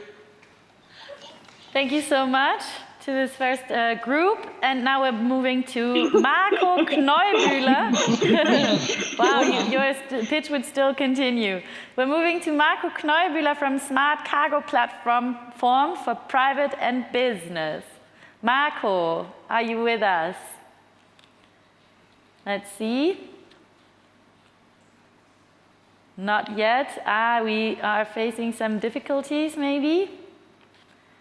I cannot hear Marco yet, so we're moving to the next one. Emily Ann Ain from 5 Nations, or Zurich, a car-free oasis. Emily, are you here? Yeah, can you hear me? Yes, we can hear you. Awesome. Then let's start with you. Great. Those aren't our slides. No, now we have... I think those are the other group. Can you move through the slides and we put Marco later on? Are those your slides? Okay, yes. Then your minute starts now. Thank you so much. My name's Emily from Team 5 Nations, and this is our idea to help Zurich become a car-free oasis. Slide, please. Our question to the world and to the audience is this: so why in 2020 do half of Zurich's residents still use a ton of steel to get around every day? Slide, please. Is it because biking makes you sweaty? Is it because they want to go shopping and they have a lot of things to carry around all day? Next slide, please. Our proposal is to motivate people to choose other modes of transportation by eliminating the inconvenient aspects of non-car options, like the fatigue of getting around and carrying stuff from place to place. By implementing a network of convenience stops, we want to make ditching your car more comfortable by having facilities that anyone can use while out and about, with lockers to store stuff, maybe bike parking, and maybe even down the line, charging stations and showers. Slide, please. We all sometimes decide to take the more lazy route, even if we have the best intentions for a better climate and a better world. Culture is very hard to change. So why not take a few small attainable steps towards making green decisions easier? Thanks. Thank you, Emily. And on stage is Tanya Rapp, coming for a question to you. Yes, thank you for that. So how would you finance it? So would the people using that stations or those oases, would they pay anything for that, or how would you finance? Yeah, so we actually had about 1,000 ideas of how to finance this. And one of them would be to partner with the city of Zurich and have it integrated into the public transport system, so it becomes kind of an integrated node into that, and you can have that, funded by the people using the public transport. Another idea we had was to rent them to local companies so they can have maybe their own private stations where their employees can use them, and they're paying us rent or maybe paying us per hour of usage. And then, of course, another option would be kind of a more service-oriented approach where people pay for the time that they use the lockers as you expected. And then down the line, we had a lot of different ideas, maybe partnering with local e-commerce, so maybe avoiding gigantic platforms like Amazon and killing a bunch of birds with one stone. Yeah. Thank you so much. Thank you. Thanks. Thanks. And we have another pitch here, still in category 3, from Jeffrey Belt from Prime Velo Hub, Employers Velo Hub. Jeffrey, are you with us? I'm Ludovic. I will, instead of Jeffrey, so I wait for the slide. Yeah, let's wait for the slide. Is this yours? No. So no, we go to the next slide. And this is yours, right? Oh, now it's me again. Hi there. And is this your slide? Yes. Yes, good. Okay, Jeffrey, your minute starts now. So, thank you. Next, please. Alex loses 20 minutes per day stuck in traffic jams, driving to work. She was skeptical when her employer announced a bicycle promotion program. One day, she runs into a kickoff event and is pleasantly surprised by the great advices and the bike fitting. She signs up with the company discounts on an e-bike with a nice saddle, plus the occasional cargo bike. Next, please. She attends a safety training course by the Stadtpolizei and feels safer. When she has important meetings, she takes a shower in one of the participating gyms and feels great. Next, please. Fall arrives. Alex hoped she would be back to driving the car. Instead, the newsletter inspires her to try out a gravel bike with mud boards. Later, she bends the wheel riding over a tram track. The bike is unusable. She arrives home using the provided free ride guarantee with ZVV and reports the incident for pickup and repair. Next, please. 2 years later, Alex bikes every day, whatever the weather. She's now one of the 250 healthy and satisfied employees convinced by VeloHub and who saved 50% of their employers' commute emissions. Thank you, Jeffrey. And to the stage, Tanya is coming again to the stage with a question for you. Thank you very much. That was quite speed talking. Did I get that right? So you provide that hub for those employees. Correct. And that hub offers all those things they could book, like whatever, repair and so on. And the companies are paying those hubs to offer that service to their employees. Was that the model? We create a hub for each company. We make a modular offer. We try to find out the need of each company, the specific need, and to build a modular offer based on our local network of local partners. And we would be able to offer, for example, repair workshops and mainly as a standard, as a basic, the bike leasing option, which is like part of the circular economy highlight we want to have in our model. Okay, thank you. Thank you, Jeffrey. So let's try again. Let's try again with the one that we had to skip with Marco Kneubühler from Smart Cargo. We have your slides. I already saw that we had them ready, but are you with us here in this call? Yes, I'm here. Okay, cool. So let's see if we have the slides on the screen. Yay. So your minute starts now, Marco. Cool. So every day, private and business drivers are transporting goods in and out of the city without fully using their cargo capacity. Might it be a passenger car with an empty trunk or a half-empty commercial vehicle? We hack the market by establishing a trading platform that gives access to this unused spare cargo capacity, allowing service providers to offer their cargo slots and consumers to get the goods transported with them. This will allow to optimize transport costs and will lead to an overall reduction of CO2 footprint and less traffic. Let's meet Alice and Bob. They are publishing their routes on the platform and the platform finds a match. They agree that Alice will pick up and deliver Bob's supply to his store. In exchange, Bob will pay a part of his savings as a compensation to Alice, allowing her to effectively reduce her net transport costs as well. Welcome to City Cargo, smart logistics for everyone. Thank you, Marco. And we also have a question, this one coming again from Martin Zahn. And how do you want to finance that platform? So for financing, we are looking for partners actually to build it. But if you're talking about the business model, if you could go to slide 4 quickly, please. So it's actually pretty simple. We have 3 tenants. We have the one which is offering the service, is the one who's actually consuming the service, and the platform will take a small share as a transaction fee out of that transaction to finance the platform. So it's a kind of BlaBlaCar for goods? For cargo, correct. Thank you so much.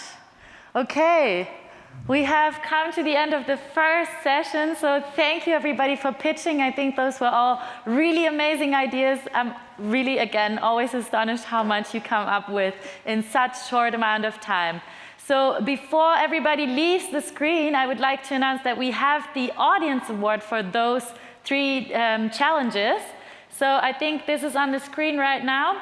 Yes, you can go to www.menti.com. Anybody can vote on screen, so also your mama, your papa, your friends and your siblings, anybody watching on YouTube, just go to menti.com and enter the code 251433 for your favorite ideas. And I'm excited to see those, and let us take 10 minutes break now. See you in 10 minutes again here in the live stream. Thank you so much.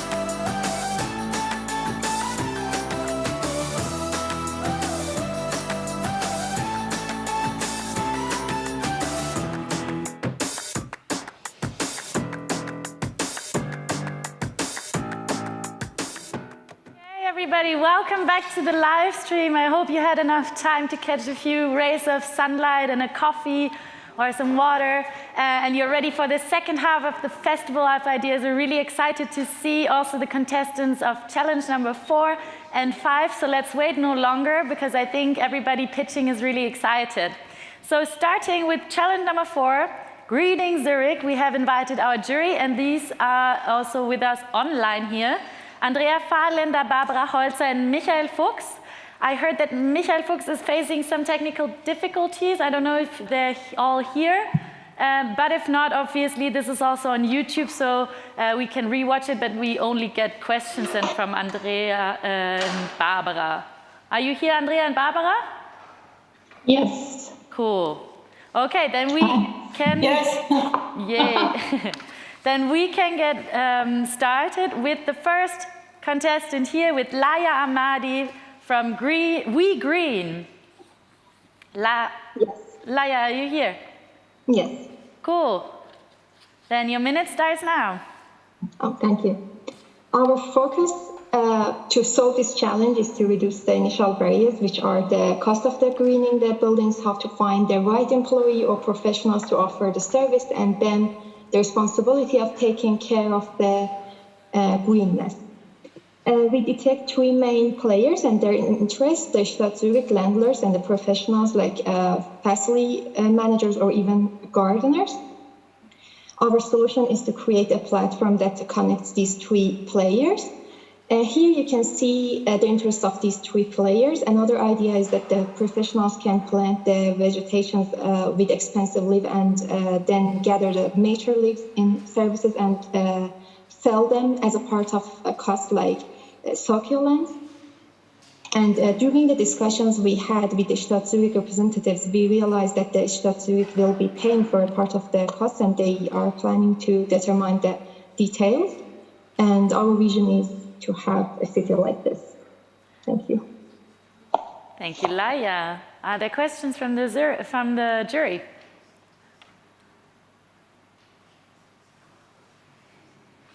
Okay.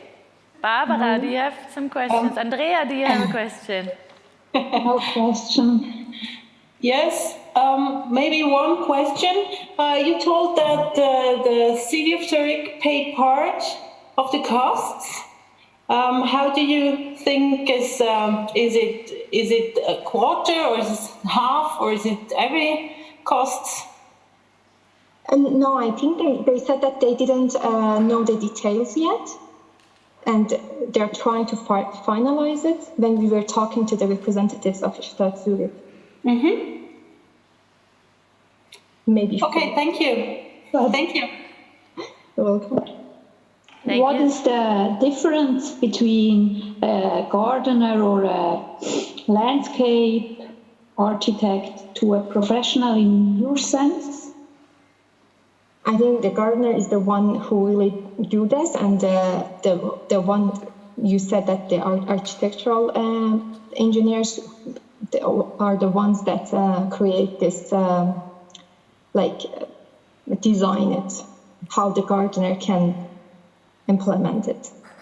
Thank you so much, Laia. So we're already moving to the next one. Time is short. I know it's really hard to do it, but we have to stick to the timing in order to be fair to the other participants. So next one in line is Douglas da Silva from Green IT. Right here, thank you. And go. Hey, hello, we're Green It and we're Green Marketplace. Next slide, please. So when you look at a map of Zurich, you see that most of our neighborhoods are just gray. You know, this means that we're probably doing very poorly in terms of like warming, biodiversity, and even the green cover. So what's our next solution? Next, please. To green it. So we built a marketplace where you can connect to your neighbors, offer and receive tools and access and the right know-how for enhancing your green spaces, all in one place. But that's not all. Next slide, please. We also connect you with opportunities for incentives and rewards for greening your house, street, or even your entire neighborhood. So if you want to bring your neighborhood to the next level of green, check out our QR code and start greening it. Thanks so much. Thank you, Douglas. I love your spirit. So I'm handing over to the jury for questions.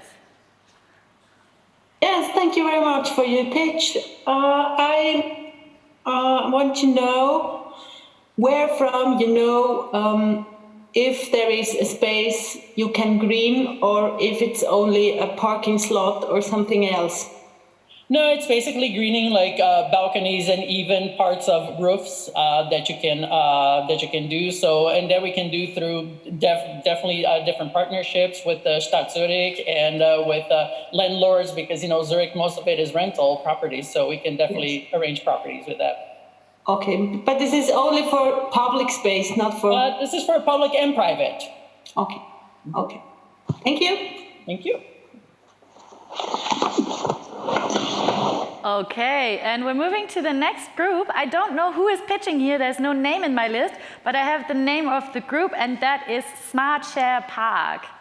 Are you with us, Smart Share Park? Maybe not. So I'm pitching? No. Okay.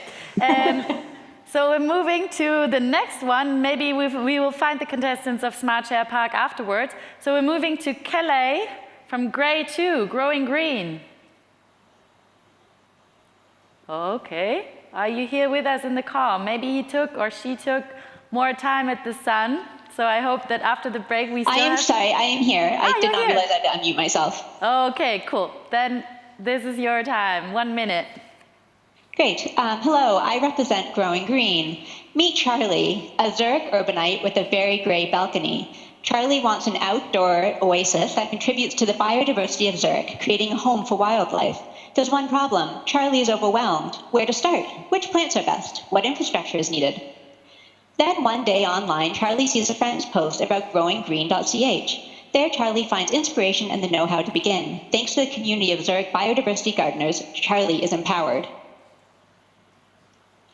Growing Green is a multilingual web app that provides inspirational pictures of local green residential spaces by category. The search can be customized to focus on biodiversity or area cooling. It also has practical information needed to design, implement, and maintain the greenery. A Grow Your Friend function allows gardeners in the area to connect and build a community. Newly completed green spaces can be shared to inform and inspire others. Thanks to growinggreen.ch, Charlie gained the design ideas, knowledge, and community to make his green balcony a reality. Thank you. Thank you, Charlie. Thank you, Charlie. A lot of inspiration. How do you guarantee that this is sustainable? I mean, it's not for one summer only. Which part of it? The fact that people contribute? I think the idea here is that it gives people a resource where they can come, because there's not that many gardens you can see walking around that you know are for promote the biodiversity of animals and insect life. And so here you can go and on an ongoing basis can see types of projects that fit your need and meet those objectives, because it's also not things you can find at the local Bow and Hobby. They may not be able to support you in that. Okay. Thank you. Thank you so much. And we're moving to the next group, to Alicia Lehrbinger from Sprout. Alicia. Yes, hi. Can you hear me? Yes. Okay. Go. Joe is a tenant in the city of Zurich. Joe is home and happy, but his balcony is gray and sad. Like a lot of tenants, Joe isn't motivated to get any plants, and anyway, he knows nothing about gardening. Sprout will change that. By answering some questions on the Sprout app, Sprout will figure out which plant is best for Joe's balcony and send a plant complete with soil and pot to Joe's doorstep. The Sprout app will teach Joe about plant care, including specific care instructions, so we can be sure Joe will be a proud, happy plant mama. Joe can now continue his green journey by becoming part of the Sprout community, where people share gardening knowledge and resources. Also, he can keep ordering plants from Sprout. With Sprout, getting the first plant is as easy as ordering a pizza. Afterwards, the Sprout app and community guide Joe along his planting journey. Now, it is your turn to get started. Together with the Sprout community, we will make Zurich greener, one balcony at a time.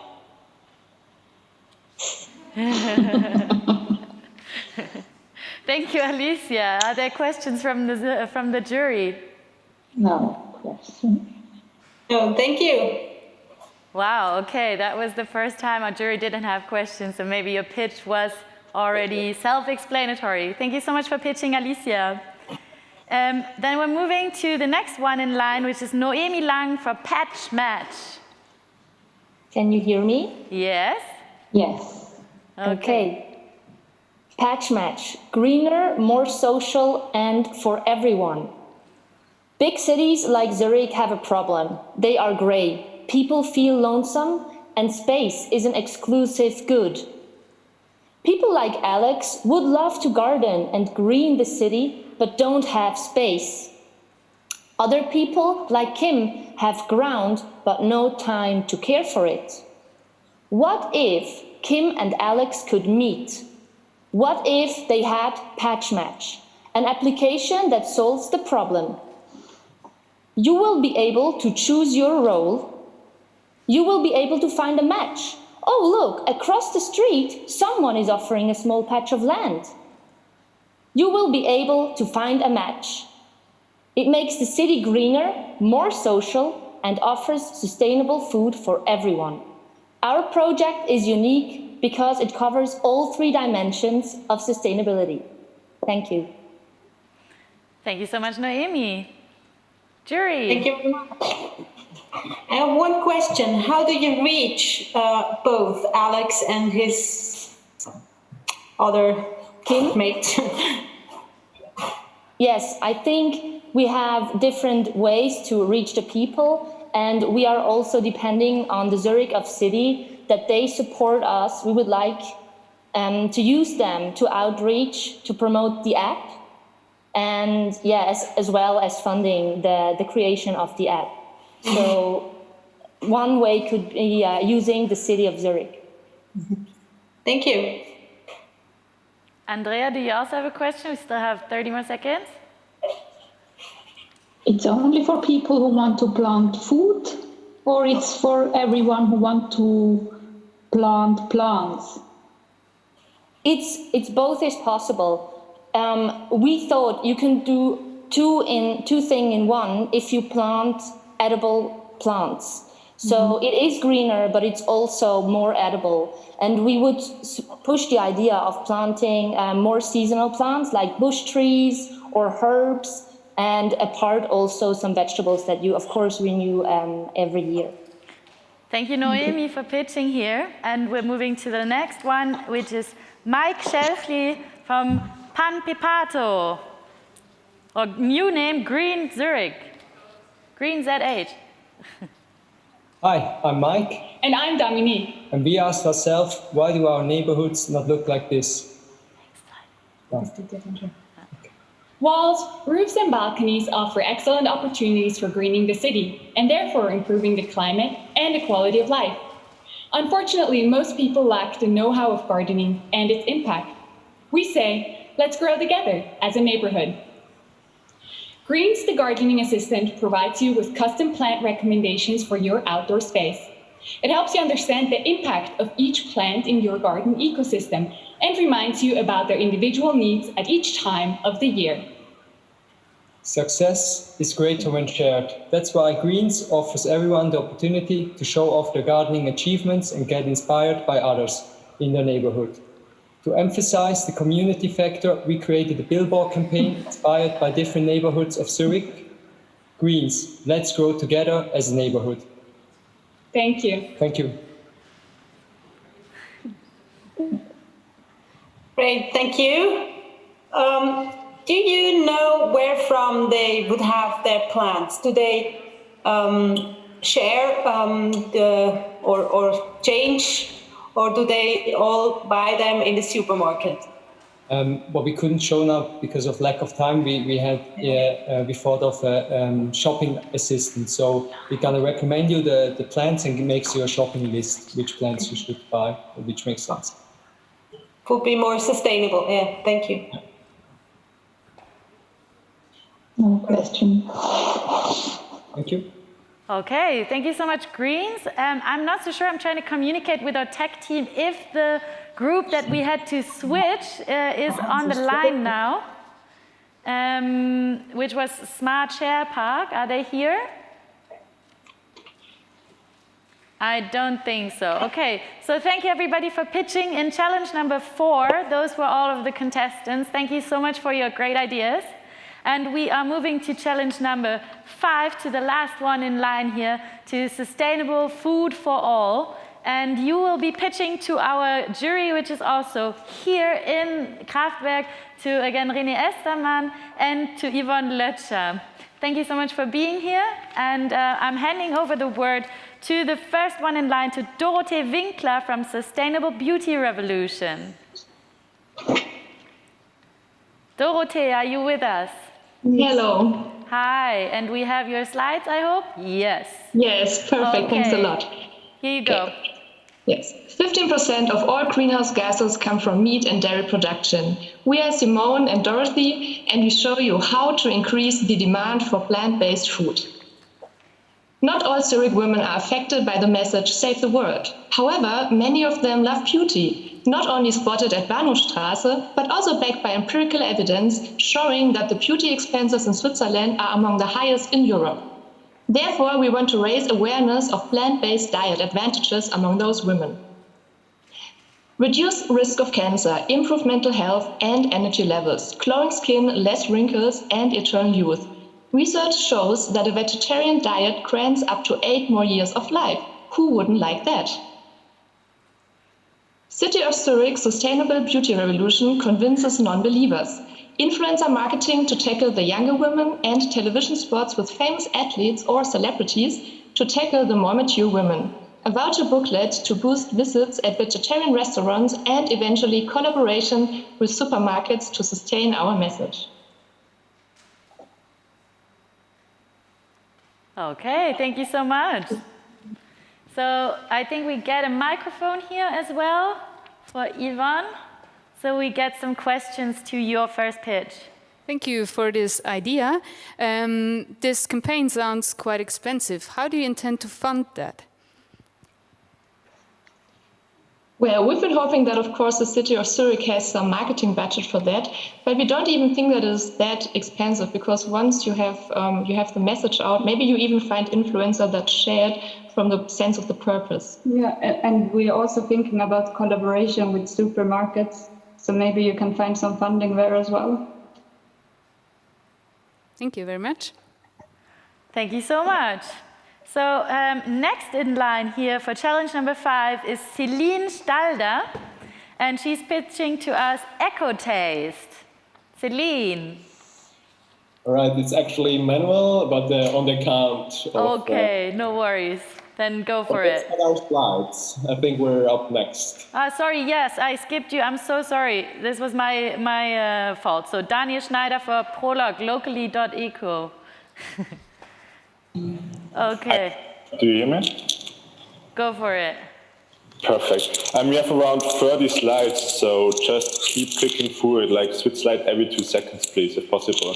Okay, hi everyone, we are Team Prolog.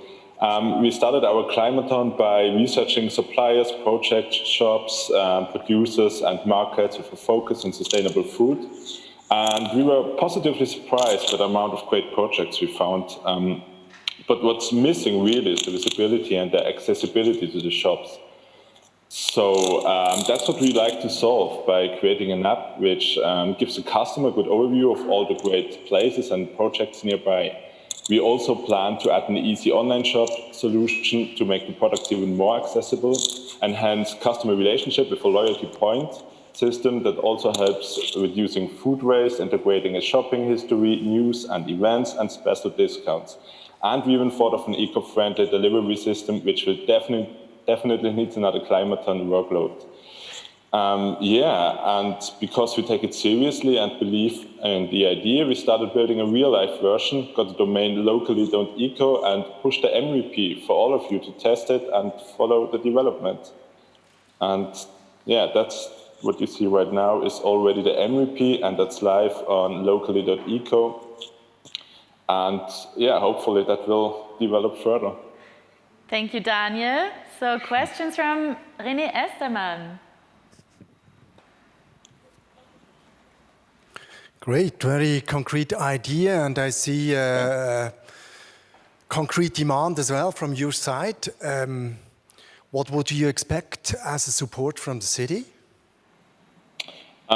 Coaching and also then visibility for the platform. Like, it would be great if it's possible somehow to communicate the platform and maybe networking also between shop owners, us, people who bring projects to the city which would fit to that platform. Yeah, networking, coaching and visibility.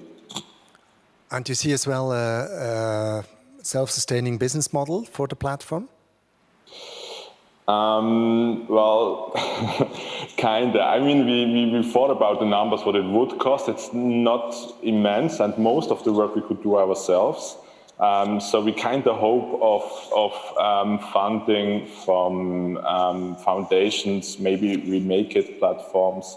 We really haven't made a business platform yet in that Climathon, but we could build everything ourselves. So it's at the end, it would be great to get some funding for our work, sure. Great, but, yeah. Good luck.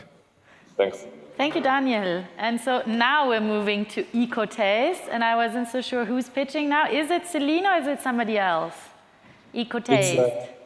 It's Manuel. Okay, so now your minute starts now. Excellent, thank you.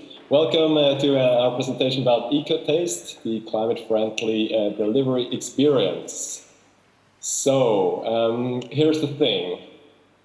Ordering food all around the world is skyrocketing, but most of the market is currently covered by very unhealthy, very climate-unfriendly food. And climate-aware people, they have no place to go to order sustainable meals. So that's... next slide, sorry, next slide. There we go, next slide again, please. So here, we solve this problem by providing an end-to-end climate-friendly food delivery experience. So we partner up with restaurants all around Switzerland or Zurich to provide a limited amount of climate-friendly meals each day so that our customers do not have to look through all the restaurants in the search for climate-friendly meals. We round up the experience by climate-neutral bike delivery and reusable food containers. Next slide, please. So check out our website and start your climate-aware food journey today. Order your next lunch online and help us with the growth of our already started hockey curve. Thank you very much. Thank you, Manuel, and the whole team of EcoTaste. So again, there is a microphone ready. Thank you for this idea. Do you plan to work together with existing businesses in your mentioned, like for delivery, for the reusable containers? Yes, for example, we plan to partner up with Eternity to assess the climate impact on the meals, and also with No Time to take up the climate neutral delivery of the food. And for the containers, do you already have ideas? Well, so far we didn't find like any partner that would do that already so far. But. Okay. I could definitely recommend Recircle, but I'm sure you will find out all on your own in due time. And one last question, how do you motivate the restaurants to participate? Well, I guess for them it's a great opportunity to create revenue with almost no effort from their side. It's their core business. They create the meals, they get the revenue, or at least a big share of it. So I think they're financially motivated to participate. Thank you. Best of luck. Thank you very much. And now, next one is Jacqueline Uri from AgriHub. Hello. See. Hi, we hear you, and we Can have you your hear me? slide. Yes. Okay. Here you go. Okay. Hello. We present AgriHub, an initiative aimed at supporting the change towards more sustainable agriculture. Next slide, please. In Switzerland, many farmers are like farmer Bucheli Pirmin that you see here and face obstacles related to politics, logistics and finance that hinder him to shift towards a more sustainable agriculture.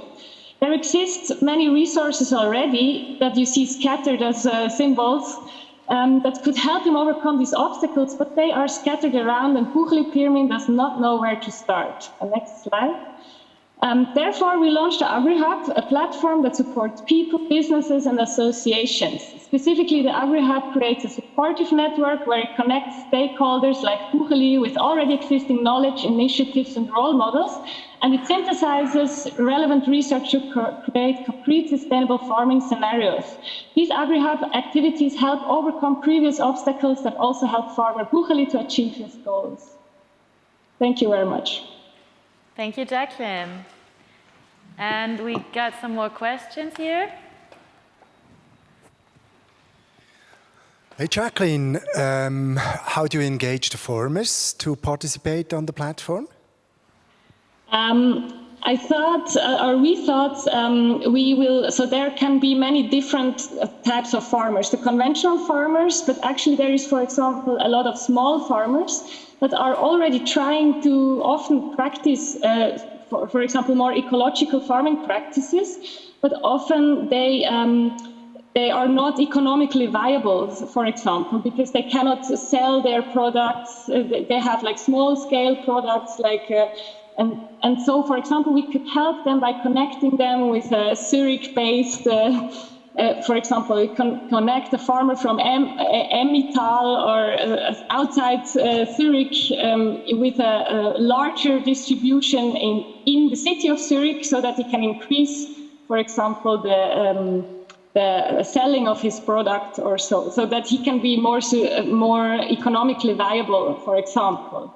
And that would be tailored specifically to the small-scale farmer that is already sustainable. And then maybe for conventional farmers, the use case would be differently. And I think one of our core... Thank you so much. Sorry, time is up. We have to stay fair to the others who also want just a minute.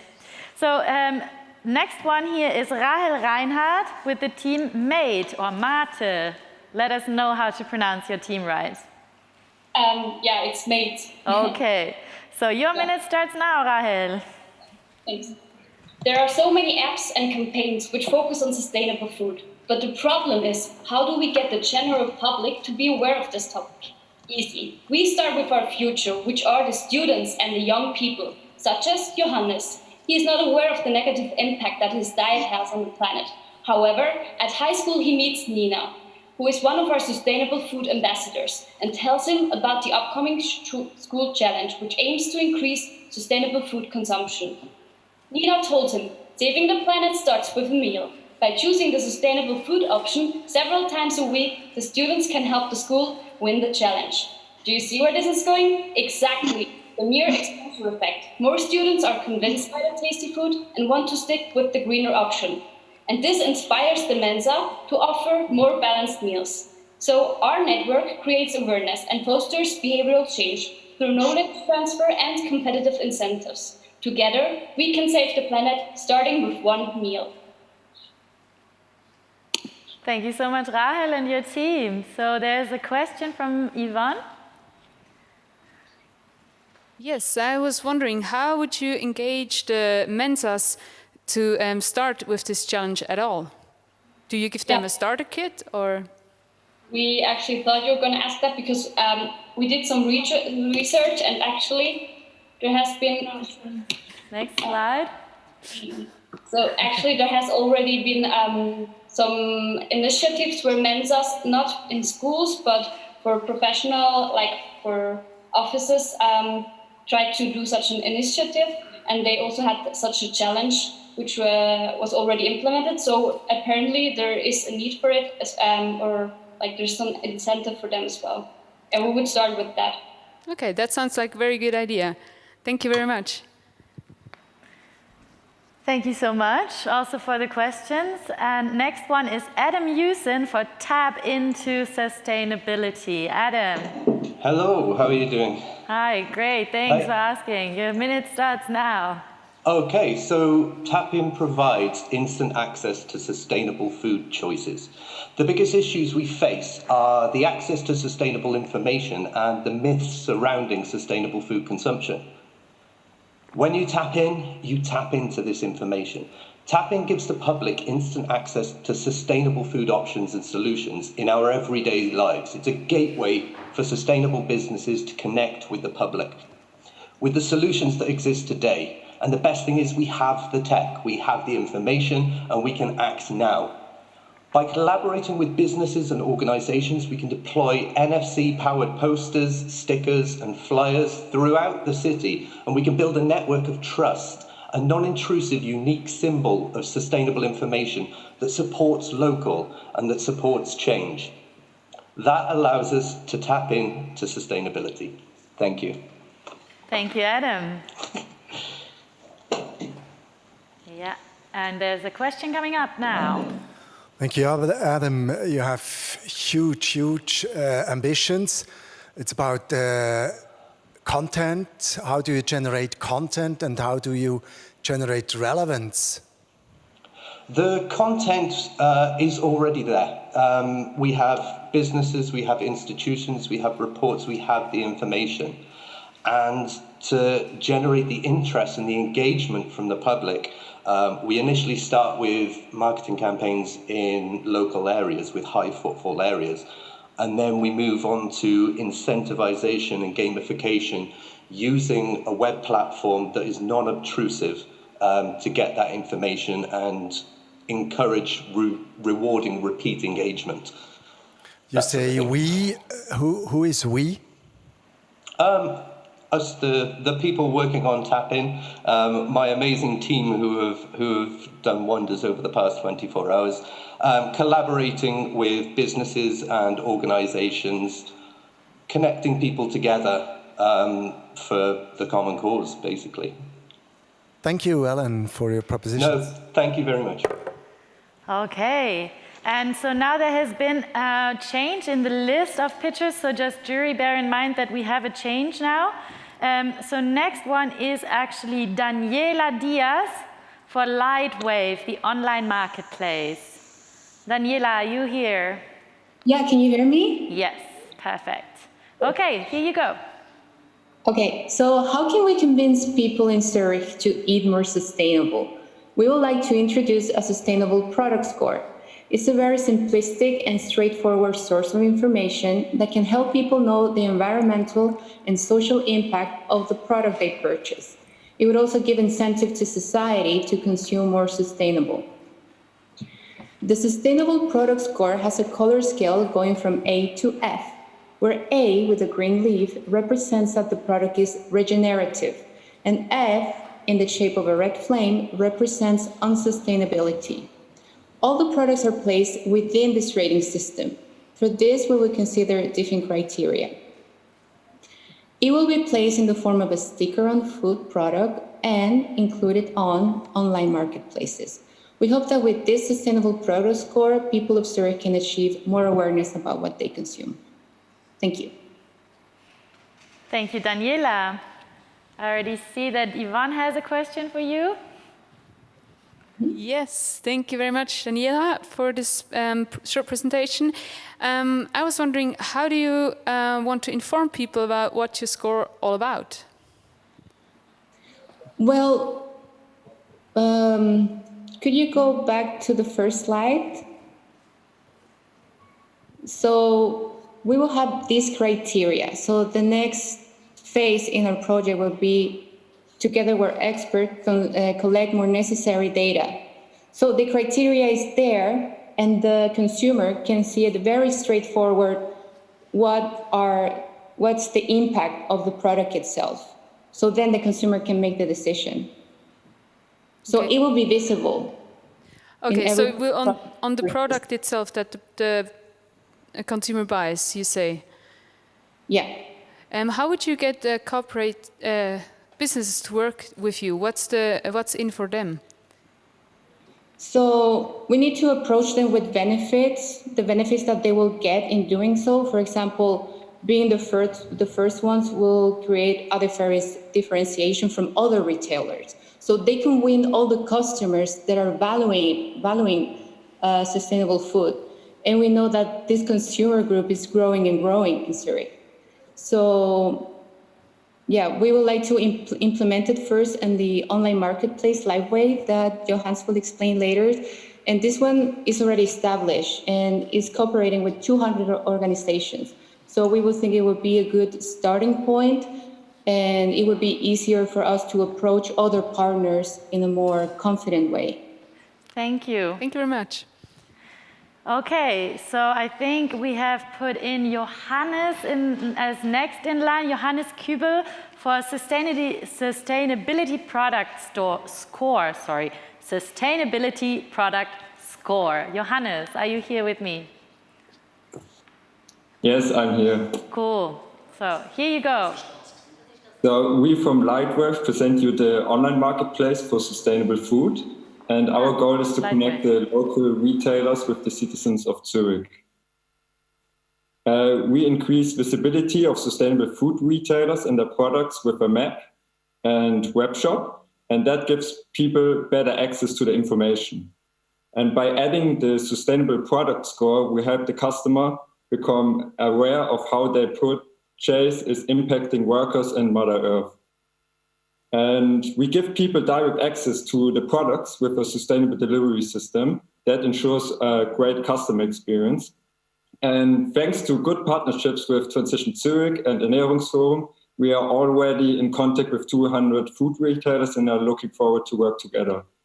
And with this great team and system, we provide a platform for sustainable food from Zürich for Zürich. Thank you.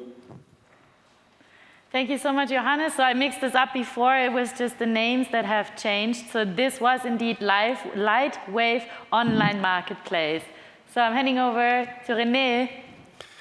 It seems to be already a developed idea.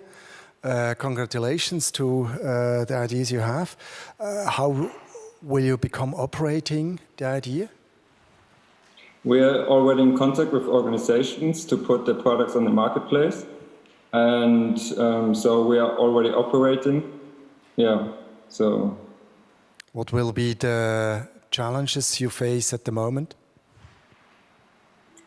The challenges would be to win trust from all the organizations that the marketplace could be a good place for the retailers.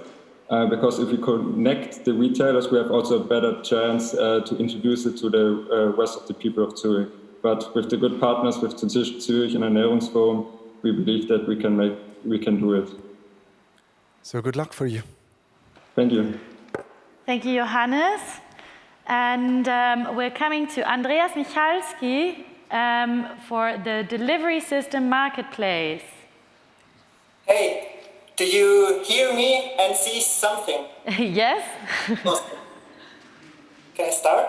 You can.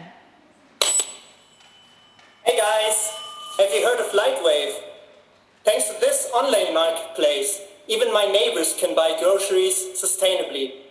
On my daily way to work, I am part of a community-driven delivery system to bring you sustainable groceries at high speed.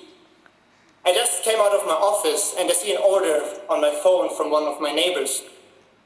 It's from a local store close to my workplace. So I can simply pack this food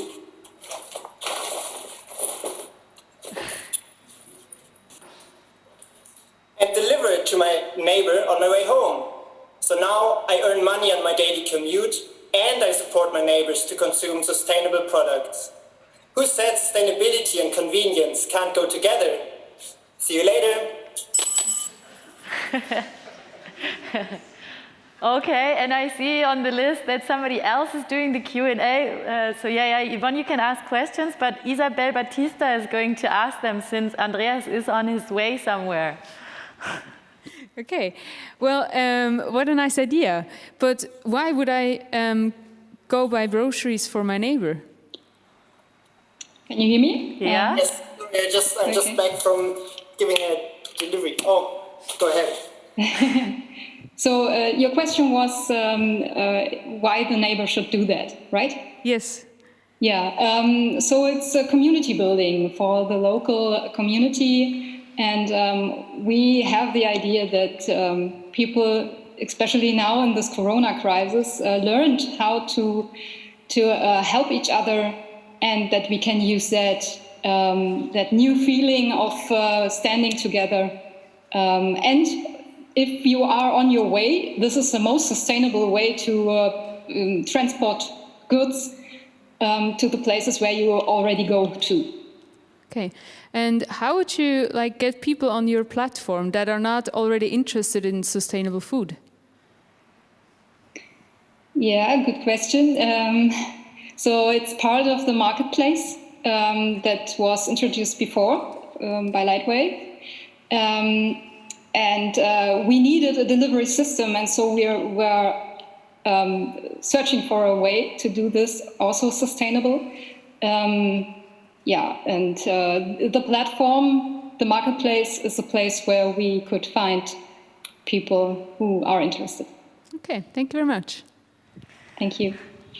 Okay, I love the spirit of really hacking something. So you guys also hacked our system a little bit by signing up as 3 different teams. I like that spirit as well. Very smart move here. In a hackathon, everything's possible, right? So last pitch, but not least pitch, is Lucy Rhein for Pineapple Zürich Päckli. Lucy, are you here? Hi, can you hear me? Yes, perfectly. Here you go. Just waiting for the slides. Yeah. Is it coming? Okay, apparently we don't have your slides. Can you do it without? This is a hackathon. All right. Yes, let's do it. So, when it comes to buying sustainable food, it's easy and nice to do the effort once. It's more difficult to do it twice, so imagine 24 times. Christmas is coming. We know it's not going to be as jolly and merry as usual. There won't be any Christmas markets, and Santa Claus might even be in quarantine. We are Zürich Päckli, an advent calendar for food products made in Zurich, delivered to you daily by bike, packed with Christmas spirit. We want to make it easy and joyful for you to access sustainable food products. You will be surprised every day by a jar of jam or chocolate bar, all shelf-stable, made in Zurich and veggie. Sign up online and pay 240 francs once for all 24 presents, including delivery, recipes, and where to buy it again in the future. It can be for yourself or for your friends and families. Super simple and quick to implement. We know time is short, but we can make it happen with buzz, press, and 100 elves listening right now. Thank you so much, Lucy. I'm really sorry for the inconvenience, but we're sitting here together with the jury in the Kraftwerk, so I will make sure that they will get a look at your presentation in the end. So do we have a question from René? Yes. Yeah, Christmas is once a year. How do you survive the year?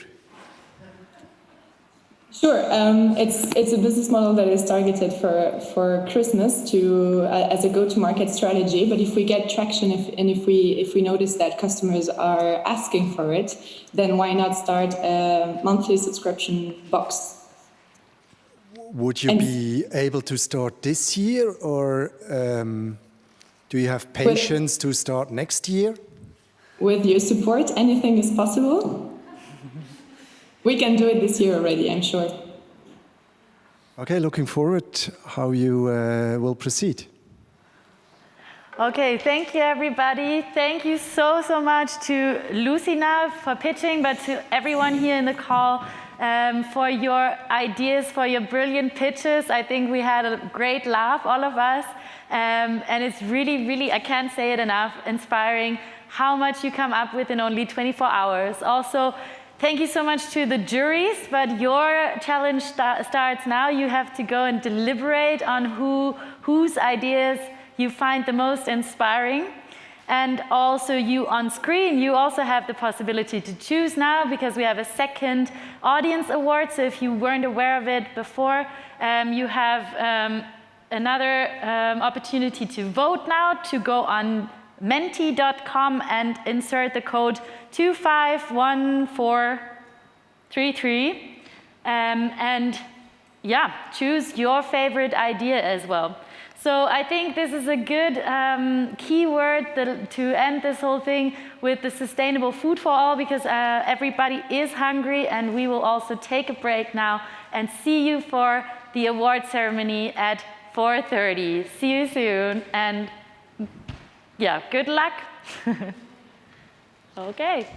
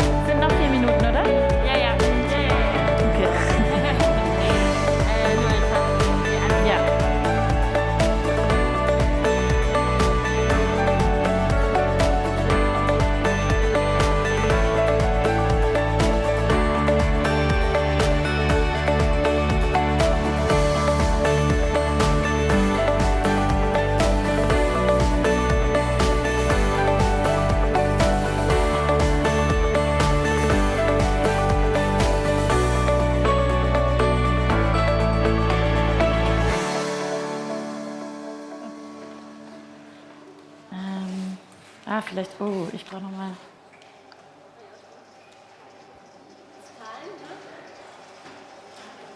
Ich habe, Lorenz.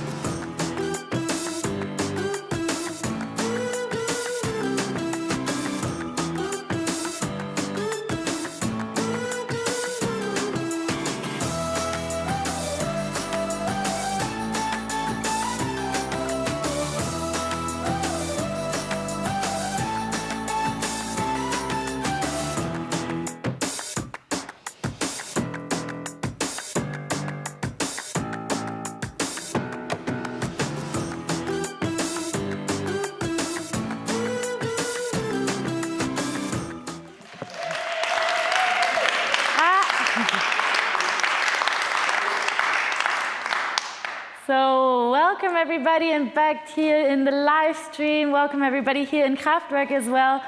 This is the last and the final part of this crazy journey together. We have spent even more than 24 hours together because we kicked this off yesterday at 10 and now it's already 4:35. Obviously, we kept you another 5 minutes to create even more suspense because we're about to reveal the winning teams of this big challenge. So, but let me really repeat that regardless of how this goes today here, I think you are all winners. You have put your heads together, you have crafted ideas for the future of Zurich, and I think it's days like these when we go outside and we see that there's fresh air, that there's sunlight, and that the quality of living in Zurich is already really high. This is something worth protecting, and yeah, so you do a wonderful job in thinking about how we can shape the future of Zurich. So really thank you so much for all your efforts, for contributing this, and for your hard work. You are winners here already. So I think we can do a round of applause for them, right?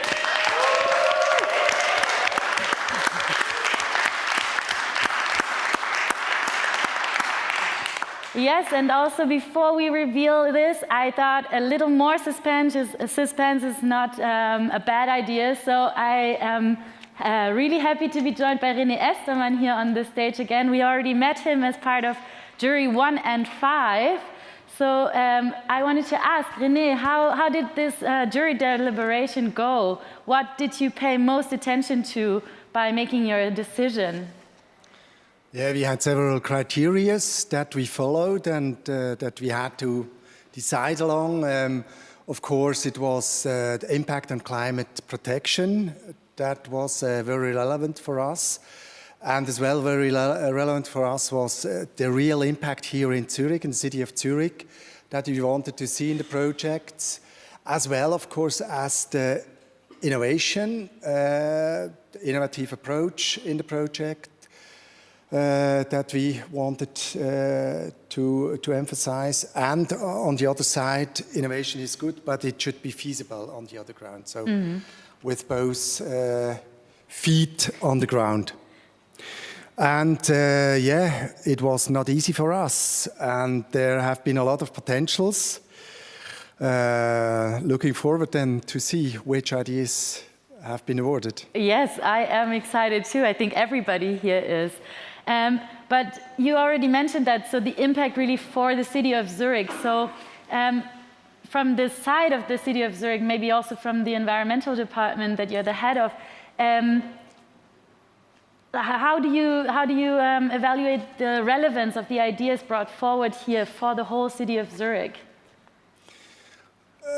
As climate change is one of the most relevant challenges that we face in the city, as before our councillors Andreas Hauri and Michael Baumer already said here, it is really a major challenge that we face here in the city. And so to tackle this challenge, we need cooperative approaches, we need strong cooperations, we need innovation for the solutions in the city, and Climathon is a great platform to bring together these ideas, to bring out what is hidden in the heads and to bring out these hidden ideas, this potential that is in the city. And yeah, we want to make happen innovation, and I'm very happy that we have these great teams showed us their ideas now, and let us see which ideas we can award today and which ideas hopefully for the future help to tackle these challenges in the city. Yeah, so it's already been great that I think it was 2 weeks or 3 weeks ago we had the after meeting with the city of Zurich from last year's contestants, and we were so surprised by how their journey was already progressing so much more than we even had expected. So I really think that the contestants, the participants here think of Climathon not just as activism of a once-in-a-lifetime weekend thing, but as a kick-off to their journey. And I know that you are an entrepreneur yourself, an eco-entrepreneur, I would say. You were the co-founder also of My Climate in Germany and in Turkey, if I'm not mistaken. So as an entrepreneur, do you have like a tip or some kind of best practice on how to stay true to your path and how to pursue the way that you have started? Yeah, there are several steps that you can follow, and of course, I think very much important is the passion, so that you can live your dreams, make happen your dreams, and for that, to have the power to really have the persistence then to follow, even if you then face challenges, difficult steps that you have to go. There you always need the passion, personal passion. So, and of course, go always positive. Look for the solution way, which is really the need that you can fulfill, which is the demand, which is the added value with your solution that you can bring to make this world a better place. And at the beginning, of course, always keep it simple, KISS, keep it simple. Go with the Pareto principle, with not too much effort, realize 80% of the solution, so with 2040, and cut the too sophisticated details, really focus on the relevant aspects, and then, of course, allow to make failures. Everybody makes failures, so make failures, go ahead, get up when you struggle. Be persistent, believe to your dreams and your ideas. In Switzerland we say nicht lochlockwend, so really persistent. This is very important, and then I think it's always out of the comfort zones where you will find the real magics. It really needs the work in the nights, at the weekends, in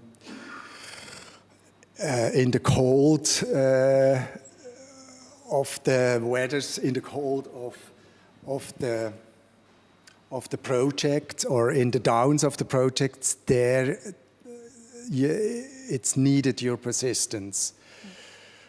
Because afterwards there will be the morning, there will be the sun rising, and there will be perhaps the customer coming. Yeah, so never give up and go always ahead. Thank you so much, René. Thank you so much for these inspiring words. And I think that we will see you back later as jury announcer for challenge number 5, right? Okay, thank you so much. And I do believe that we have seen a lot of passion here, people believing. Oh, no worries. People believing in their truth and in their challenges and in their ideas. So yes, don't give up. Oh my God, what's happening here? I think like this, we're proving that this is a live event. We're online here. So yeah, things like this can also happen. Yes, and I want to use your keyword. You said it takes the work of the night and on weekends and even in the cold. So I thought maybe we can get a sneak peek behind the scenes of a group of participants who have worked this weekend. Because so far we've seen the people pitch. We have seen some faces there and we have seen some photographs. But I thought maybe we can also get a testimonial from some of them who are here with us in the call, I hope.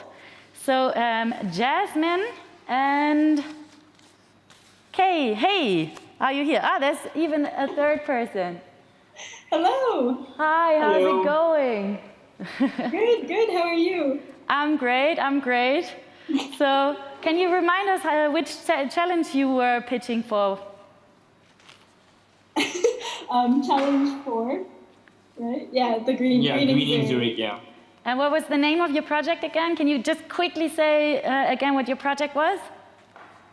It was a sprout project with like the delivery service for the plants and then the community to help you grow your plants on your balcony. Ah, yeah, I remember that pitch. So now that the pressure is off and you have fulfilled your pitch, how do you feel right now? Well, I mean, I think we're really relieved. We're really happy that we spent these hours doing this pitch. I mean, during the pitch, we were a little bit surprised that they had no question for us. I guess we either did really, really well or we did really bad. But so just really want to know how is it going to be like. Yeah. So can you fill us in on how the whole process went? So even beforehand, how did you meet? Did you know each other before? How did you communicate? I see that you're all sitting in the same room, so that makes it easier, I guess. Yes, it definitely does. Actually, us three, we all study together in the same program, along with our fourth team member, Luca. And we actually met at the pre-event. We saw each other on Zoom, and we were like, hey, we know these people. Maybe we could form a team. And so, yeah, that's how we sort of initially formed our team. Okay. And how was it was this just the three of you in this challenge, or did you also have other people online? Yes, we had one of our team members, Luca. He's been online with us. Yeah, he's also currently on the video call. Okay. Luca. I don't know if we can let him in too. I'm not so sure about that. Yeah. But so far that the connection is good with you. Did you profit from the expertise of the experts and the coaches? How did you interact with those people? Yeah, the coaches was actually really helpful. We went for a few coaching sessions as well as pitching sessions, and I think a lot of the feedback that they gave were really relevant, and we were able to incorporate that into our final pitch. So yeah, the coaches were great. Okay. So last question, what was your highlight of these 4 or 24 or 30 hours, I think, in the end? The highlight for us? I don't know where would it be. I think taking our group photo was kind of fun. Yeah, I mean, we had to find somewhere green, and it's autumn, the leaves are falling. It's a challenge to find something green, but yeah. We snuck onto someone's balcony. Yeah. Well, always keep hacking in Climathon. It's about finding even unconventional solutions. So thank you so much for this testimonial. I think it's great to see that it's real people behind this whole thing. And fingers crossed for the jury award. So I think it is time now to move to this. And I want to recall really quickly the prizes, I think. Is there a slide for that? Yep. So keep in mind, we have the city meeting in January. The date is not fixed yet, but we will update you via mail on this.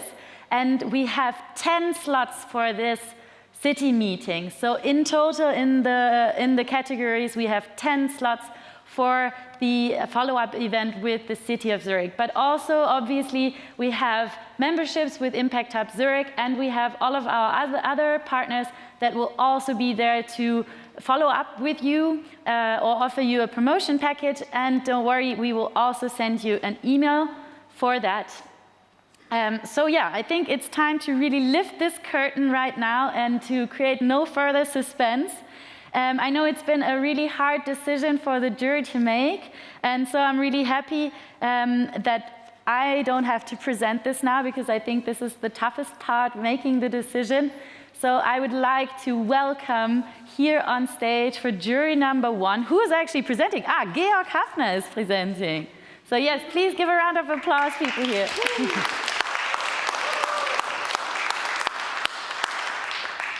Yeah, I'm super excited to present the winner of Challenge 1. Announce a team of 2 very motivated, very creative people. They got a very hands-on analog solution, which we really liked, a solution that brings fun and that we can implement immediately. So congratulations to 16 and Shrikant from Games People Should Play. Wow, congratulations.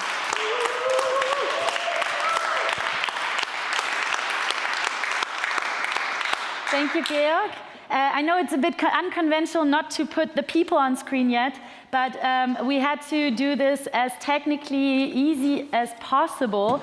So we asked all of the winning teams to send us a picture of you celebrating that you won, and maybe a picture of your solution. So if you have the cards or if you have a logo or something, please send that to us. Then we will also do a social media post on this afterwards.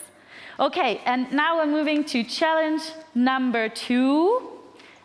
Who's gonna, we have the challenge number 2 is remote, right? The jury of challenge number 2. Okay, are you here with me on circular and energy renewable districts? Yeah, hear me? Yes. Hi, oh, this is the wrong lower third, but we can see Gerhard M here. That's right, yeah. We had a lot of very interesting and promising ideas, and we talked a long time, but finally we had 2 winners, and I present them in order of the presentation they did. The first winner is I Need You, You Have, We Build. Circular construction. Construction materials are important towards greenhouse gas emissions, and the path not only doing recycling but reuse, side cycling and upcycling is very promising. Congratulations and looking forward to what's happening with this idea. Thank you, Gerhard. So circular construction is the first winner. Are you also announcing? Woo! Are you also announcing the second one in this category? Yeah, I do that. The second one is Bitcoin. Ooh. What was promising here, what we liked, is engaging local peoples and let them participate. The local people are a very important part. They have to come on the train towards net zero. And we thought this could be a good idea because it's concentrating on a district and not on a whole country or the whole city, which is quite large. The district is a good focus for that idea. Congratulations. Thank you. And now we had somebody migrating from jury number 1 to jury number 2. I'm here with Sonja Gehrig. Yes, thank you. We have so many great ideas with loads of innovation and carbon reduction potential, also especially in this second challenge group. So we thought there's a third winner in this group. And yeah, thanks all for contributing to whatever you did over these 24 hours. It was really great things. Given that 2/3 of our carbon emissions, of Zurich's carbon emissions, comes from indirect emissions from the products we consume, from the grey energy which is in these products, it is very important that we tackle the way of our consumption into a smarter way of consumption. Upcycling, recycling, reusing is a possibility to do so. And second life solutions, as we have presented here, is a very concrete example. So therefore, the next or the last prize in this group goes to the team of Müllfisch. Wow.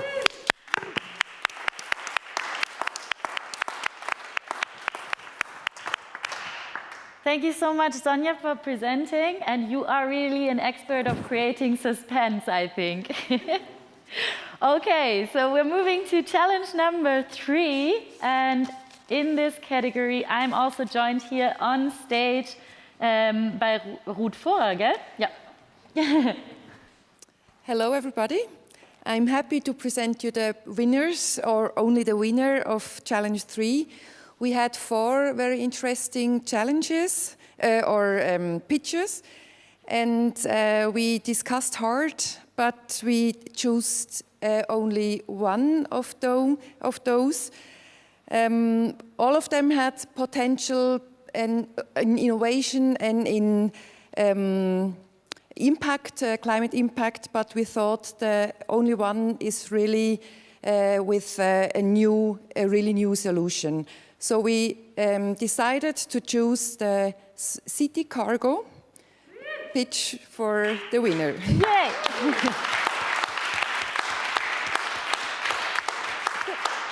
Thank you, Ruth, and thank you so much to City Cargo. In challenge number 4, I think we are going remote again to Barbara Fahrländer and Barbara Holzer and Andrea Fahrländer, like this. Maybe Michael Fuchs is also joining again. Not so sure. Let's see. Always in for surprises here. Are you with us? Challenge number 4, jury of challenge number 4. Yeah, I can see you now. Yes, hello. Hi. So Barbara, who is it? That's me. Yeah. No, I mean, who is the winner, of course. Wow, thank you for your amazing work all together. We are really impressed. And there was a challenge for us too. It was very fast and even all in English, which is not our daily language. But you did a great job within the last 24 hours. A huge amount of ideas, really impressive. Thank you very much for your engagement and your contributions. I'm happy to announce the 2 winners, the 2 winning teams. We have 2. This is number 6, Patch Match, and number 2, Green It. To Patch Match, I would say we are impressed about the holistic approach with this wide variety of topics, these parallel advantages for all involved stakeholders. And Green It is this green marketplace, respects all different types of private open spaces as rooftops, balconies, and on soil, which has a better impact for the climate.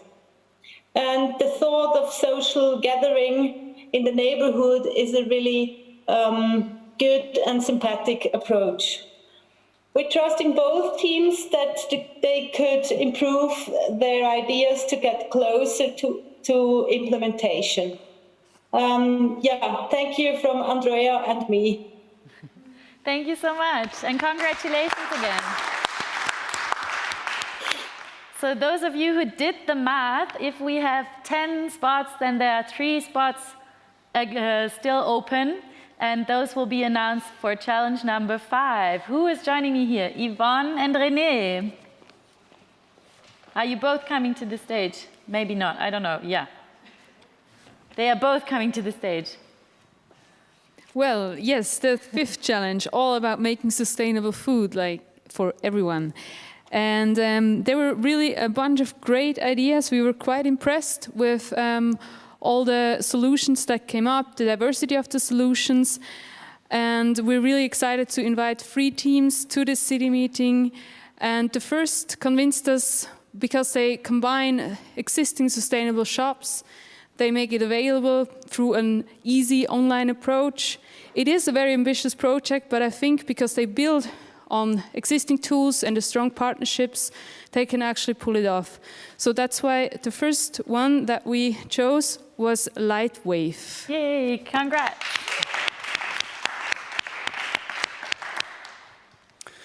And then there is a second one, which was for us a very concrete one in the middle of business life.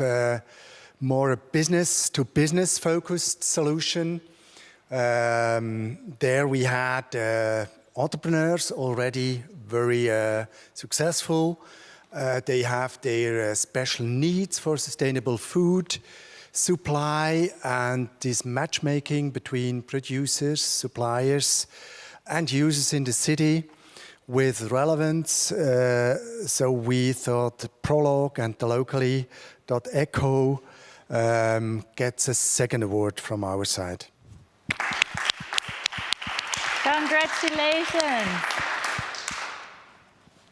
So, and the third idea that we chose, they provide cafeterias with ideas to cook sustainably. They create a challenge for schools or organizations to consume that really nice sustainable menus, and so inspire the cook to make even more. We think this is a charmingly simple idea that can be implemented very well, and that's why we chose mate or mate as I think it was mate, yeah. Mate, okay, as so a third. Thank you.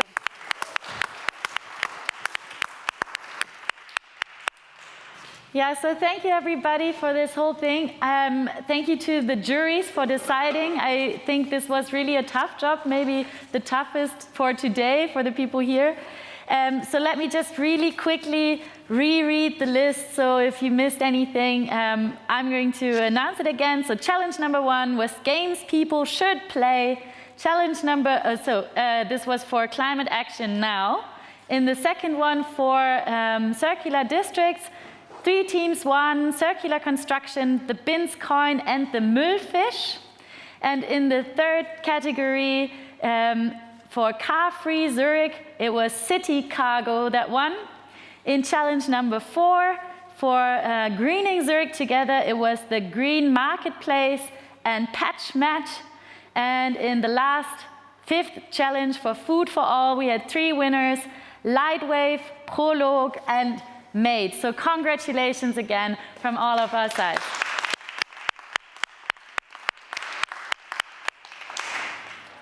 So yes, I really want to encourage you to bear in mind that this is just a kickoff and that our part here continues. So all of the winners are obviously invited to the city meeting in January, but also those who didn't win right now, I think you can still pursue your ideas. You should try and pitch somewhere else as well, maybe even in the global award of Climathon. This is also an opportunity. And we will obviously keep you posted with other follow-up opportunities. For example, we have still this month a panel in Impact Hub Zurich, also online, I reckon, because of coronavirus. Have you heard about that? The CE transition panel on how Switzerland can become a circular economy pioneer is happening on the 27th of November. I think it should be in the slides now. Yes, there it is. So this is happening from 2 to 3:30, and you will be able to listen to international speakers, for example, the CEO of Climate Kick, so the organizers also of the whole Climathon global movement. So yeah, make sure to go to as many networking events as possible to pitch your ideas again and find allies for your cause. So I really believe that this is not an end, but actually a starting point. So I'm not going to say goodbye, but hopefully see you soon. And before we finish this whole thing, I would like to say a big, big thank you to all of the people involved here, and mainly to the organizing team. So please join me here on stage, Lorraine and Moritz.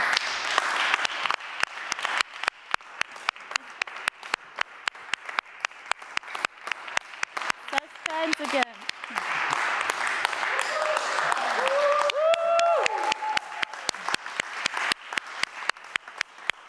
Thank you so much, really.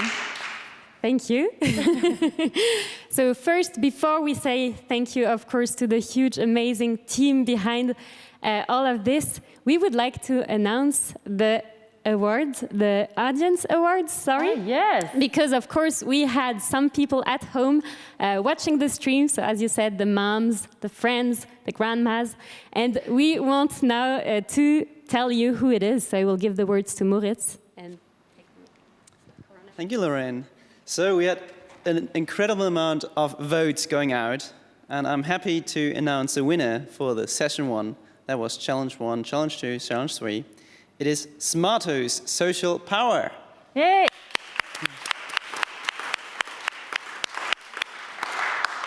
And in the second session was challenge 4 and challenge 5. We have Mate that won. So yeah, thank you for all your pitches. They've been great, and I'll give the word back to Lorraine. Thank you. For the teams, you will be contacted by mail. So, of course, it's about having a lot of people voting for you, so you attract a big community. So this is why we will offer you also some community memberships from Impact Hub. And talking about community, Corona made it quite challenging to gather us all together in some virtual rooms, but here we are also gathered together in a physical room.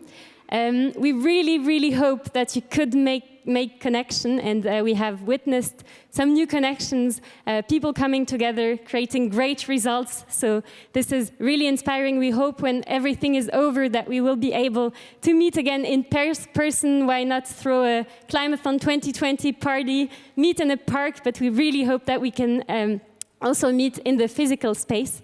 And Maybe before also I say thank you and we will close this event officially, I'd like to state again that what you did today is already a very, very big step in the right direction. I think it's never enough to mention that we have only 10 years to really radically make a shift in our economy, in our society.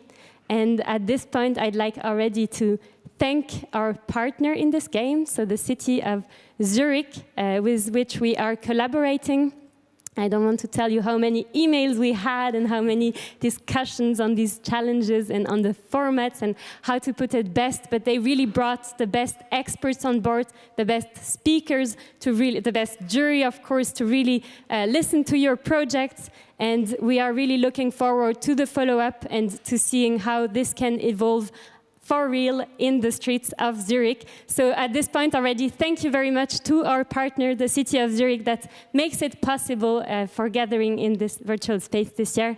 Big applause here.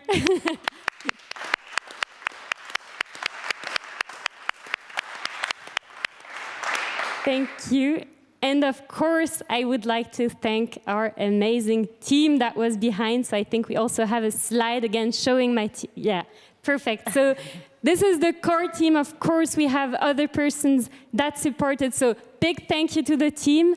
But we had a great bunch of volunteers. So on one hand, we had the volunteers that supported on site before the event, during the events. We had the coaches that also were volunteers and supported you in guiding you through your projects. So also, thank you so much for all these people that made it possible for you to evolve that much in your projects. We had workshop leaders, yoga teachers, expert speakers coming also from other directions. Thank you to all of these. Thank you, of course, also for the infrastructure, for the tech, for the team of Impact Hub behind that had to be called many times for catering issues. And anyway, with Corona, it didn't make it easy. Of course, thank you also to our great, wonderful moderator that guided us so smoothly through the event. And principally, thank you to you, participants, that make it possible. And as I said, this is the beginning, this is a start, this is a kickoff. So at this point, I'd like to actually ask everyone to come here on stage and make a big wave. I know it's not Corona-friendly, so we will try to keep distance, but try to come here next to the stage so that people can see you, actually, because it's not only us staying on stage, putting this together. So if you can just manage to make the screen better. There you can see them crawling here. John, and I would like to do a big applause again at this side so you can turn around so that people can see you and wave to the camera. Woo! And now we would like to see the participants. So if the tech you can enable also to, yay!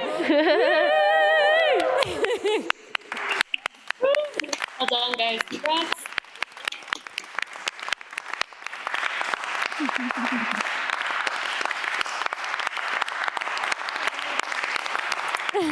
You did a big, great job, and now I think we all deserve some round to sleep or some beers. So have a good weekend and see you soon again. Thank you very much. Thank you. Yay. Have a good evening, guys. Thank you. Bye-bye. Bye-bye. Bye. Bye. Bye. Good night. Good night. Bye. Are we